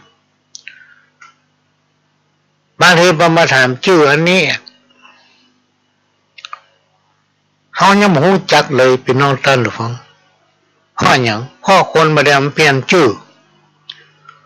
ไปแปลงชื่อเอาเงาเป็นวาบุญ ชื่อเงาวายากมันจะแตกต่างจากสมัยก่อนนักการพัฒนาเนี่ยมันไปล้ำหน้าเกินจนว่าคนตั้งหลายเนี่ยพัฒนาจิตใจตัวเก่าบัตันพัฒนาตัวหาบัตันคนจะเข้าวัดเข้าวาก็หาไม่มีเนื่องจากภาวะการทำภารกิจประจำวันของตัวเองเนี่ยสมัยก่อนมันเนี่ยส่วนเนี่ยสมัยเขาเป็นละอ่อนเนี่ยกินข้าวด้วยกันเป็นหมู่เป็นวงกินข้าวแล้วก็แยกย้ายกันไปแยกกันทำงานค่ำมากินข้าวด้วยกันเป็นหมู่ทำ ไปเดินย่างงั้นไปได้แล้วก็แจ้งมาตั้งคนตั้งไปบางที2-3 ทุ่มยังไม่ได้เข้าบ้านเลยเพราะภาวะการดำรงชีวิตของคนเนี่ยมีความสัมพันธ์กับอาชีพนักขึ้นบางที่บางแห่งเกิดปัญหากับครอบครัวเพราะว่าไม่ได้อยู่ร่วมกันครอบครัวขาดการอบอุ่นไม่ได้ดูแลเอาใจใส่ลูกเต้าด้วยเหตุนี้พี่น้องท่านผู้ฟังเราเริ่มให้เข้าวัดพ่อมีไฟจักจุงเขาเข้าไปเมื่อเขาบอกเข้าวัดศีลธรรมก็ห่างไปที่จริงเพิ่นมีอย่างเก่านะถ้าเขาบอกเก็บมาใส่ใจแล้วมาสนใจเวลามีการมีงานเพิ่นมีเทศน์เพิ่นมีพิธีกรรมในทางพุทธศาสนายกตัวอย่างบ้านศพเนี่ยทุกเจ้ามาแล้วเนาะมี2-3 คนนั่งตั้งหน้าบางคนนี่ไปแต่ไปถึงวันละปุ่นไปอยู่วงไฮโลไปอยู่วงพายไปถึงวันละถึงเวลาจะกินข้าวพวกก็ยกมาเฮ้อเลยบ่สนใจศีลบ่สนใจธรรมพิธีกรรมในทางพุทธศาสนาเนี่ยพี่น้องท่านผู้ฟังโดยเฉพาะเฮาเจ้าพุทธมันจะมีขึ้นทุกที่บอกว่าจะเป็นทำบุญขึ้นบ้านใหม่ว่าจะเป็นงานว่ามงคลงานมงคลสปะรวมไปถึงงานแต่งงานเนี่ยปัญญาเอาส่งนิมนต์พระสงฆ์องค์เจ้าเถระครูบาอาจารย์ไปในภาคเจ้าไปทำบุญตักบาตรแล้วตอนสายๆมาถึงจะมีพิธีแห่ขันหมากหรือว่าแต่งงานในช่วงนั้นแหละพี่น้องท่านผู้ฟังครูบาอาจารย์ก็จะฮื้อศีลฮื้อปอนและจะฮื้อสัมโมทนียกถาหรือว่าฮื้อโอวาทสอนเอาธรรมะมาบอกว่าการเป็นคนเนี่ยจะต้องใจชีวิตให้คุ้มค่าของความเป็นคนในการกระทำความดีเพื่อเป็นต้นแบบให้กับลูกกับหลานแนะนำลูกเต้าเหล่าหลานให้เป็นคนดีเพื่อเป็นแบบให้กับสังคมชุมชนหมู่บ้านทุกคนปรารถนาความสุขความเจริญทุกคนปรารถนาลูกเต้าเหล่าหลานของตนเป็นคนดีมีการมีงานทำมีอนาคตมีฐานะคนเฮาเนี่ยเป็นน้องท่านผู้ฟังบุญวาสนาเนี่ยมันบ่เท่ากันแข่งรถแข่งเรือแข่งได้แข่งบุญวาสนานี่แข่งบ่ได้บุญที่เขาสร้างไว้ในแต่อดีตชาติมันจะโตยมาถ้าใครสร้างไว้นักก็เกิดมากับพบปะกองสมบัติเป็นลูกเศรษฐีเป็นลูกคนรวยมันต้องได้หาอย่างสักอย่างเป็นเศรษฐีตั้งแต่เป็นละอ่อนละเป็นห้องคุณหญิงคุณชายถ้าเอาทำบุญไว้น้อยเขาก็ต้องมาทำมาหากินเนี่ยนั่นเนี่ยนี่ให้หาเอานะบุญป่างหลังเขายังมีเขาได้ช่วยเหลือคนได้เผยแพร่ได้โปรดภัยสรรพสิ่งทั้งหลายในอดีตชาตินั้นบุญนั้นก็มาถึงเขาก็ได้ปะได้พบในสิ่งที่เขาทำก็จะทำเขาอยู่เย็นเป็นสุขมีกินมีใจบ่อดบ่กั้นบ่อยากเขาลองสังเกตว่าถ้าบางคนเนี่ยอย่างดีหมดแต่บ้านปลายชีวิตมาเหลืออย่างสักอย่างเพราะอย่างครูบาอาจารย์เพิ่นกล่าวว่าเพราะเมื่ออดีตชาติมันได้ค้ำคนมันได้ไถ่หลังคนได้ค้ำเคคนได้กินของเปิ้นไว้ของตัวเป็นคนตนีขี้จิหันพระสงฆ์องค์เจ้าตำนี้ที่เตียนว่าเฮ้อเปิ้นนอกจากประทำบุญแล้วว่าเฮ้อเปิ้นคนที่จะไปอยู่วัดเป็นพระเป็นเณรเป็นผู้ถือศีลปฏิบัติธรรมจ เป็นผู้ที่เป็นตัวแทนของชาวบ้านสละตนตัวเข้าไปบวชเพื่อค้นหาเอาหลักธรรมเพื่อจะเอามาบรรยายจะเอามาอู้เอามาเตือนมาบอกกล่าวพี่น้องศรัทธาสันนิบาตตานเข้ามั่นใจนับได้นับประโยชน์ได้นะพี่น้องท่านฟังคนไปอยู่วัดแต่ว่ามันอยู่ง่ายๆนะคนมามีบุญแท้ๆนี่มันได้ไปอยู่นะพี่น้องท่านดูฟังหันว่าเป็นตัวเจ้าเป็นนั่นนี่พระเน้นหลวงหลายอันนี้คนที่บุญมามีแท้ๆนี่มันจะไปอยู่ได้คนไปอยู่นั่นเป็นคนที่มีบุญแต่เหมือนอย่างที่กล่าวไปตะกี้ว่าแข่งรถแข่งเรือแข่งได้แข่งบุญวาสนาของคนนี่แข่งยากมันจะอยู่ที่ผลของกรรมที่สร้างไว้แต่ภพที่ผ่านมาและก็ในชาตินี้เพราะว่าชาตินี้ภพนี้บาปบุญคุณและโทษเนี่ยพี่น้องท่านผู้ฟังมันมีชาติหน้าแหละมันตันชาติเนี้ยมันวุยให้ทำอย่างไรได้อย่างนั้นสิ่งทั้งหลายเหล่านี้มันเกิดขึ้นกับตัวของท่านเกี่ยวกับตัวของเฮาจะไปโทษว่ากรรมอันนั้นกรรมมันนี่เกิดขึ้นกับตัวเฮาเพราะฉะนั้นท่านคนฟังทั้งหลายที่เป็นผู้มีสติปัญญาท่านก็นำไปพิจารณาดูว่ามันแท้ก็ว่ามันแท้แล้วก็นำไปถ่ายทอดบอกลูกหลานจักจงเขาพี่น้องท่านผู้ฟังเพราะว่าเขาเกิดมาเป็นคนถึงเตือนคือเขาสั่งสมความดีงามความดีงามจิตใจคนอย่างงามบางงามนี่อยู่ที่ศีลธรรมคนดิบบลังตันเนี่ยเขาไปสอนมันเตอะเป็นน้องท่านผู้ฟังคนหูอย่างทั้งอย่างนี้นะมากับการศึกษาครับไม่ได้ศึกษาเนี่ยคนที่มีการศึกษาเนี่ยเวลาเขาอู้อย่างไปน้อยเดียวมันหูเรื่องหรอกฟังแล้วเข้าใจคนที่มีการศึกษานี่อู้อย่างไรก็จ้างเลยเป็นน้องท่านฟังมันยอมหูเรื่องมันมาเข้าใจนะหน้าคนเท่าตะกอนเป็นหนึ่งห้องโอ้ไอ้นั่นมันเป็นควายอันนี้มันได้ว่าภายในโอ้ลำตามท้องเรื่องของเพิ่นมันก็งัวกับควายเนี่ยก็มันโอ้มันได้มันปากมันได้มันมีมันสมองมันมีแต่มันคิดมันได้อย่างเฮาอ่ะอันเนี้ยเป็นเรื่องที่นำมาเล่ามาโอ้ฟังพี่น้องท่านผู้ฟังคนเฮาเกิดมาย่อมลาภาคปัดย่อมตายดังอีทุกคนเกิดเป็นมนุษย์ไผ่บ่ได้ล่องหนเกิดมาเป็นคนลอกคาบบ่ได้ว่าจากำสุดสัตว์อยู่ลุ่มใต้จ้างม้างัวควายก็แล้ว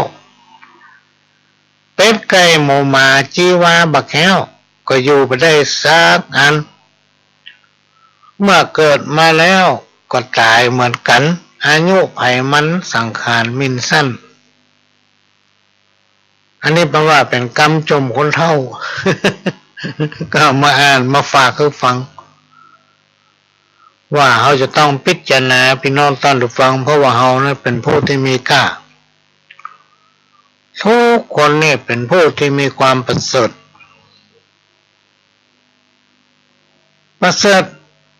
กว่าสรรพสิ่งใดๆในโลก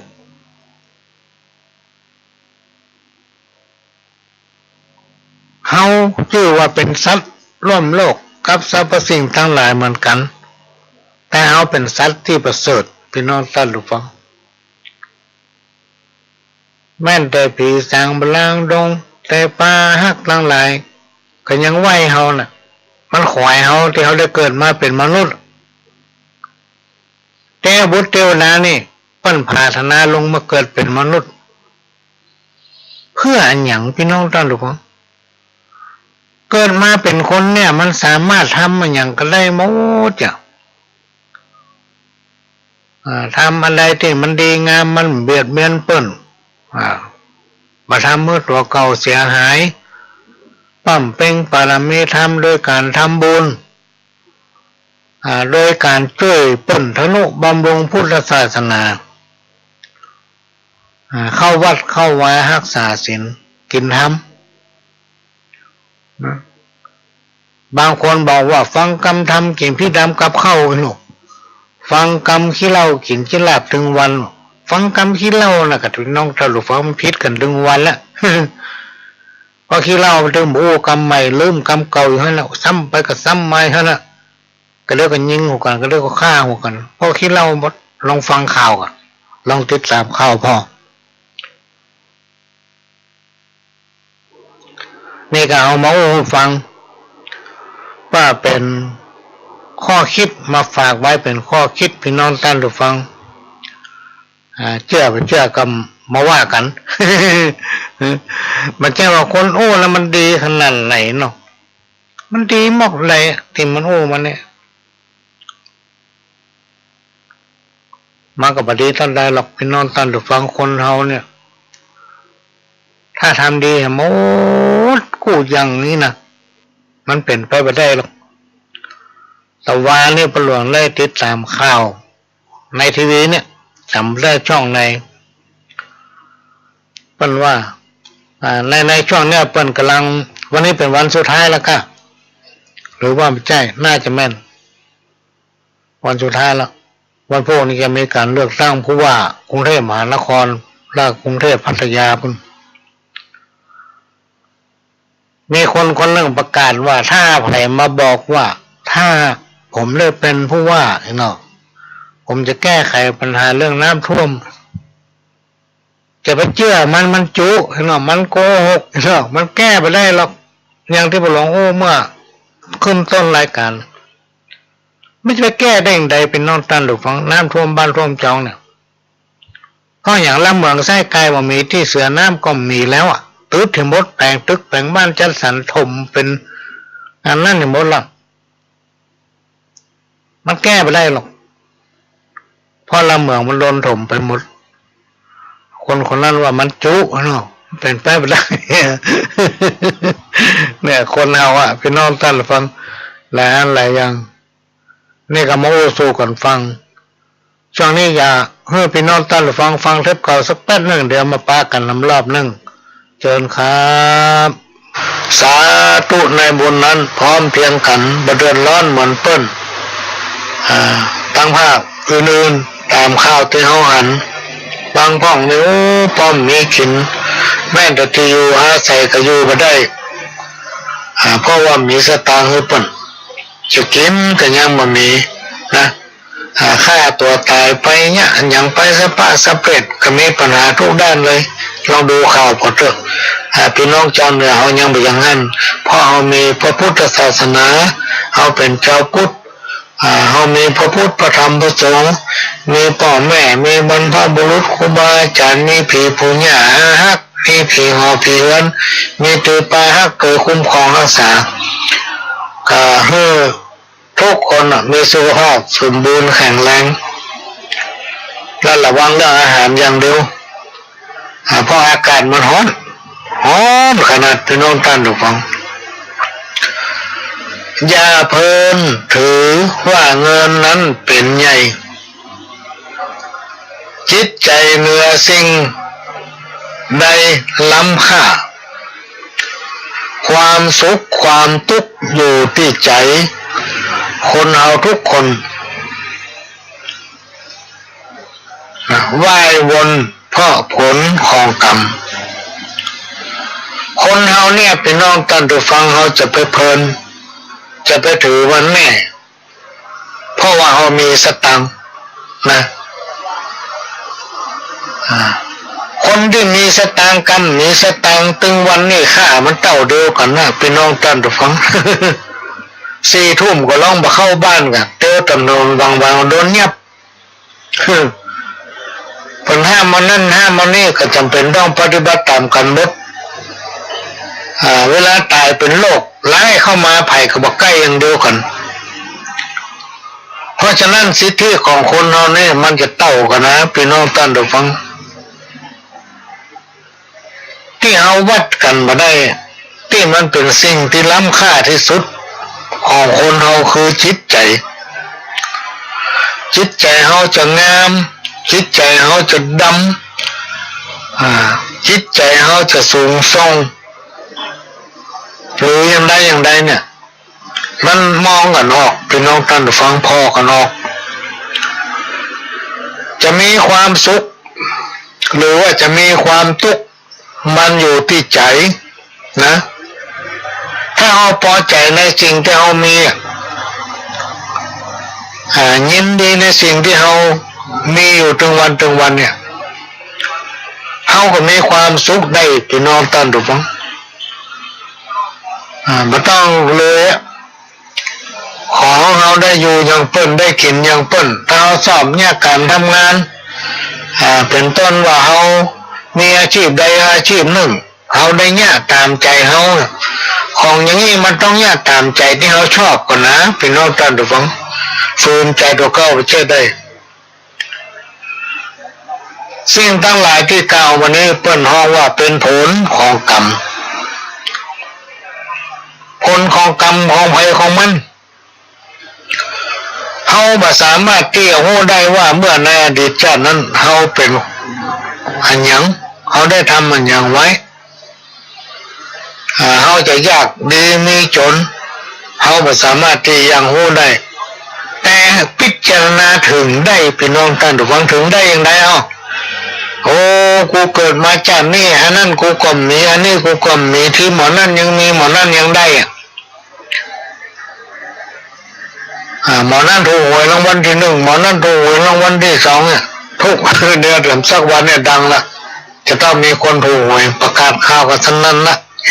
มันจะได้ว่าถูกกูซื้อแต่ซื้อว่ายังไม่ถูกมันเป็นบุญไผ่บุญมันที่สั่งสมไว้เมื่อในอดีตชาติบางคนเกิดมาไม่ต้องเนี่ยการทำงานอย่างสักอย่างต้องกันเลยละตั้งแต่เป็นละอ่อนละเป็นห้อคุณชายคุณหนูคุณหญิงเนี่ยตั้งแต่เป็นละอ่อนละเพราะว่าพ่อแม่ร่ำเลยเขาก็ได้มาเกิดในตระกูลที่คนร่ำคนรวยตั้งแต่เป็นละอ่อนไม่ต้องได้หาอันนี้เป็นหน้าบุญเป็นผลของกรรมจากการกระทำในอดีตชาติให้เราพอใจในสิ่งที่เรามีพี่น้องท่านทุกฟังยินดีในสิ่งที่เรามีอยู่เนี่ยตุ๊กมาได้กินมาได้มีไผ่มาตามไฟส่องต้องเป็นได้นุ่งเสื้อนุ่งผ้าก็ได้นุ่งกระเปิ้ลเป็นมีการมีงานที่ไหนก็ได้ใส่เสื้อใหม่ไปกระเปิ้ลเนี่ยก็พอละ กินยังมากินยังเขากินเพื่อเขาอยู่ลูกเพื่อให้มีชีวิตอยู่ไปวันเนี่ยพี่น้องท่านทุกฟังจะไปซีเรียสมันยังอันนี้ก็ขอนำมาฝากเนอะในช่วงโควิดระบาดนักเนี่ยไม่ต้องเดือดร้อนตกใจยังเพราะเขาเป็นเจ้าพุทธเขามีความสมถะเอาจิตใจตั้งมั่นอยู่ในศีลธรรมธรรมะเป็นคำสั่งสอนของพระสัมมาสัมพุทธเจ้านั้นเป็นเครื่องประดับสติปัญญา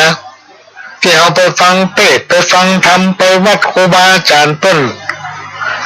สัมโมทนิยกถาเป็นหูเป็นกล่าวหูฟังเขาจะเชื่อไปเชื่ออยู่ในเฮาโลกพี่น้องท่านทุกฟังเขาก็ยึดยกเอาส่วนใดส่วนหนึ่งที่มันคล้ายคลึงกับการประกอบสัมมาอาชีพของเรามาปฏิบัติ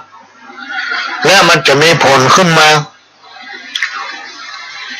ถ้าโอ้ถึงความทั่วไปอย่างพระหลวงนี่บัดเชื่อนะสิ่งทั้งหลายเหล่านี้สมัยก่อนนี่บัดเชื่อกันแล้วล่ำฟังไผ่แต่เอามาเชื่อตอนที่เพิ่นบอกว่าทำไปต้นสั่งสมไปทำไปเรื่อยๆเพิ่นมีการมีงานที่ไหนเฮามีสตางค์ก็เอาแห้งไปหอมเพื่อมีจิตใจงามจิตใจดีเพื่อแผ่มีเมตตานะอยู่อย่างใดอย่างนั้นนะครูบาอาจารย์ต้องสอนอย่างนี้หรอกทำไปเถอะความดีนะแล้วสิ่งดีๆทั้งหลายเหล่านั้นมันจะมาตอบมาแทนเฮาวันหน้าพี่น้องท่านฟังเรื่องนี้มันมีแต่ จากเป็นละอ่อนมาจนถึงปัจจุบันอายุ60 ปลายเนี่ยเขาถึงรู้ว่าบางทีเขาตู้เขาเนี่ยเขามีขินมันก็มีมาบางทีเขาก็มีความพอดีเหมือนกันนะมีความจำเป็นเขาได้อันนั้นเขาได้อันนี้มันก็ได้มาอย่างนี้เป็นต้นเพราะว่าบุญที่เขาสั่งสมไว้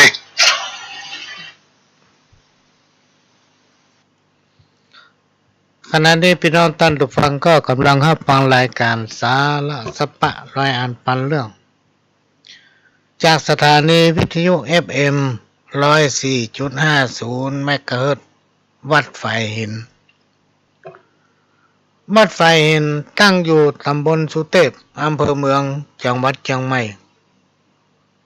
ซึ่งเป็นสถานีที่พี่น้องท่านผู้ฟังทุกท่านเป็นเจ้าของที่เราจะต้องช่วยกันทนุบำรุงพี่น้องท่านผู้ฟังวันนี้ก็ได้รับการอนุเคราะห์จากท่านผู้อำนวยการสถานีให้โอกาสให้เวลาขโยมเก่านำเอาสาระสปะร้อยอันปันเรื่องมาให้พี่น้องท่านผู้ฟังมาเปลี่ยนบรรยากาศหลังจากพี่น้องท่านผู้ฟังได้ฟังสาระสปะร้อยอันปันเรื่องจากเถระครูบาอาจารย์จากพ่อน้อยพ่อนานจากผู้จัดรายการของสถานีก็ขอฝากสถานี FM 104.50 เมกะเฮิรตซ์เนี่ยไว้กับพี่น้องคนฟังทุกท่านที่เราจะต้องช่วยกันทนุบำรุงพี่น้องท่านผู้ฟังกรรมเก่าที่เป็นข้าวเป็นกรรมที่มันสอดคล้องกันอันใดบ่ฮู้เหลียวจะถามคนเฮาจะงามเพราะการแต่งย่องอยู่ตามกองธรรมน้อมนำถูกต้องอันเป็นแนวกองชีวิตกายว่าจาใจต้องได้พินิจเมื่อผิดพลาดอภัยม่อนจักสอนไว้จำใส่ใจอย่าได้ข้ามขาลาวีแก่คนผู้ด้อยปัญญาอย่าได้อวดหูขี้มุสาอย่าสูบกัญชาปากันกินเหล้าเคารพยำเก่งคนแก่คนเฒ่าอย่าไปหูเบาง่ายล้ำจะได้จุเขาเอาจนซอกช้ำอย่าเล่นดาบกล้าคมบางอย่าไปสนับสนุนคนให้อย่าย้ายผีสางเยี่ยวใส่หนทางบดีเนื้อเจ้าแกล้งตีนหาหนามขอห้ามแต่ไทยอย่าไปทวงถามหนี้กลางคนจะไปทางไม่เข้าหามือตนฉลาดแกมโกงอย่าหลงเมียน้อยอันนี้เป็นกรรมเก่าเนอะพี่น้องท่านผู้ฟังที่ประแต่งแต้มเขียนไว้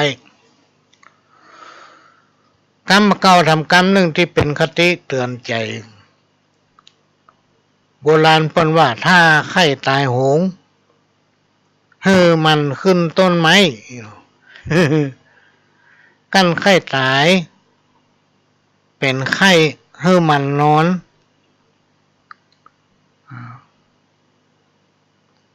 มันนอนเมื่อวันกินแล้วนอนกินแล้วนอนมันนอนติ๊กกำเดียวมันเป็นไข้เจ็บมันเป็นนี่ก็ได้ก็ตายไข้ตายโหงมันขึ้นต้นไม้เป็นป่ายขึ้นต้นไม้ติ๊กวันใดวันหนึ่งมันจะได้พลาดพลั้งตกลงมาตายและก็ถ้าอยากจะตายเพราะโรคภัยไข้เจ็บก็ต้องออกกำลังกายต้องแยกการทำงานอย่างสักเยอะกินแล้วนอนแล้วก็กินง่ายเงี้ยติ๊กทำเงี้ยถึงวันเอาจนกำลังตกเพราะเอาไปได้ออกกำลังเดียวมันก็จะเป็นอ่อนเป็นเพลียเป็นเปิดเป็นเหลืองโรคภัยไข้เจ็บก็จะลุมเข้ามาจะมาแอวหา ญาติพี่น้องมิตรแก้วสหายก็เตรียมละเมื่อกี้วันละก็ได้ยินละ ได้ฟังละกุศลธรรมาอกุศลธรรมา อันนี้ก็เป็นกรรมที่เป็นบอกเตือนไว้ว่าคนเฮาน่ะจะต้องแยกการทำงานทุกวันจะต้องมีการประกอบสัมมาอาชีพถ้าคนไหนมาแยกการทำงานมาแยกอย่างซักอย่างปัญหาที่จะเกิดก็คือหนึ่งมีกินมามีกินเขาไปขอกินกับเปิ้นถึงวันเปิ้นก็นายโลกพี่น้องท่านผู้ฟังสตางค์เนี่ยเขาไปยืมเปิ้นติ๊กยืมล่ำมีไส้หันหน้าก็ยืมไผก็ไปสู้เขาไปกินกับเปิ้นถึงวันเปิ้นก็ไปชอบเพราะฉะนั้นเราต้องมีความขยันหมั่นเพียรจะต้องคิดจะไปคิดว่ากูจะต้องรวยกูจะต้องมีนั่นมีนี่อย่าไปคิดมันจะเป็นทุกข์คิดให้มันได้อยู่ดีกินดีเป็นวันแล้วก็อย่าไปคิดว่าวันนี้กูจะต้องได้นักไปเนี่ยการท่านจะต้องได้เงินเต็มกอบเต็มกำอย่าไปคิดได้เท่าไหร่จังมันจะไปดูถูกเงินน้อยคือมันอยู่ได้กรรมกรทำกรรมหนึ่งกินตานหยาดน้ำทำบุญหลวงหลายจักได้สบายเกิดสุขไปหน้าจักได้สบายเกิดสุขไปหน้าทำบุญไว้เถอะพี่น้องทั้งหลายย่อมจักได้บุญหนึ่งจะทำเมื่อจิตใจเฮาสบายจะสบายอกสบายใจมันมีความกังวลนอนรับก็บอกฝันหายและบุญอันนั้นจะมาตอบสนองมันจะตอบอย่างไรมันจะทำเมื่อเฮานี่อยู่เย็นเป็นสุขนะจะทำเมื่อเฮาอยู่เย็นเป็นสุขกินได้นอนรับบอกว่าชาตินี้ชาติหน้าครูบาอาจารย์ท่านได้กล่าวไว้ถึงวิธีลดข้อกรรมให้เบาบางนะหรือถ้ามีกรรมบ่ปอนนักนะก็อาจจะหายไปได้ข้อกรรมนั้นมันจะยกย้ายค่ายหนีไปหรือว่าเว้นเพื่อมันทำความดีพี่น้องท่านผู้ฟังมันกับไหว้สักการะเป็นต้นว่าไหว้พระสวดมนต์ก่อนนอนอย่างน้อยๆก็ภาวนาสัก5 นาทีทำบุญตักบาตรหยาดน้ำอุทิศให้เจ้ากรรมนายเวรภัยผู้ใดที่มีจิตใจห้อนลุ่มขุ่นมัวรุดันขี้โมโหอยู่ในจิตใจเป็นทุกข์มีความคิดที่ฟุ้งซ่านหน้าตาไม่ค่อยมีสง่าราศีครูบาอาจารย์ท่านได้กล่าวไว้ว่าเพราะว่าในอดีตชาตินะและในโลกปัจจุบันเป็นคนตันนี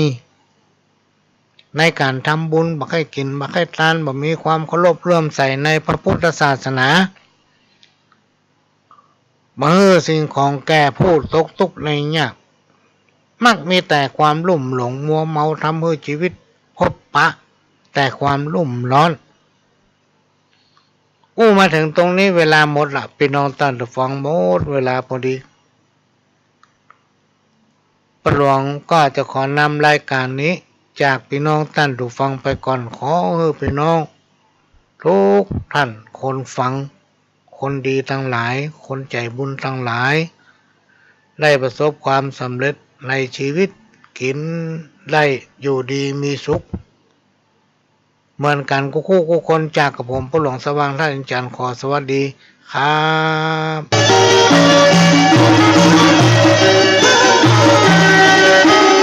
บ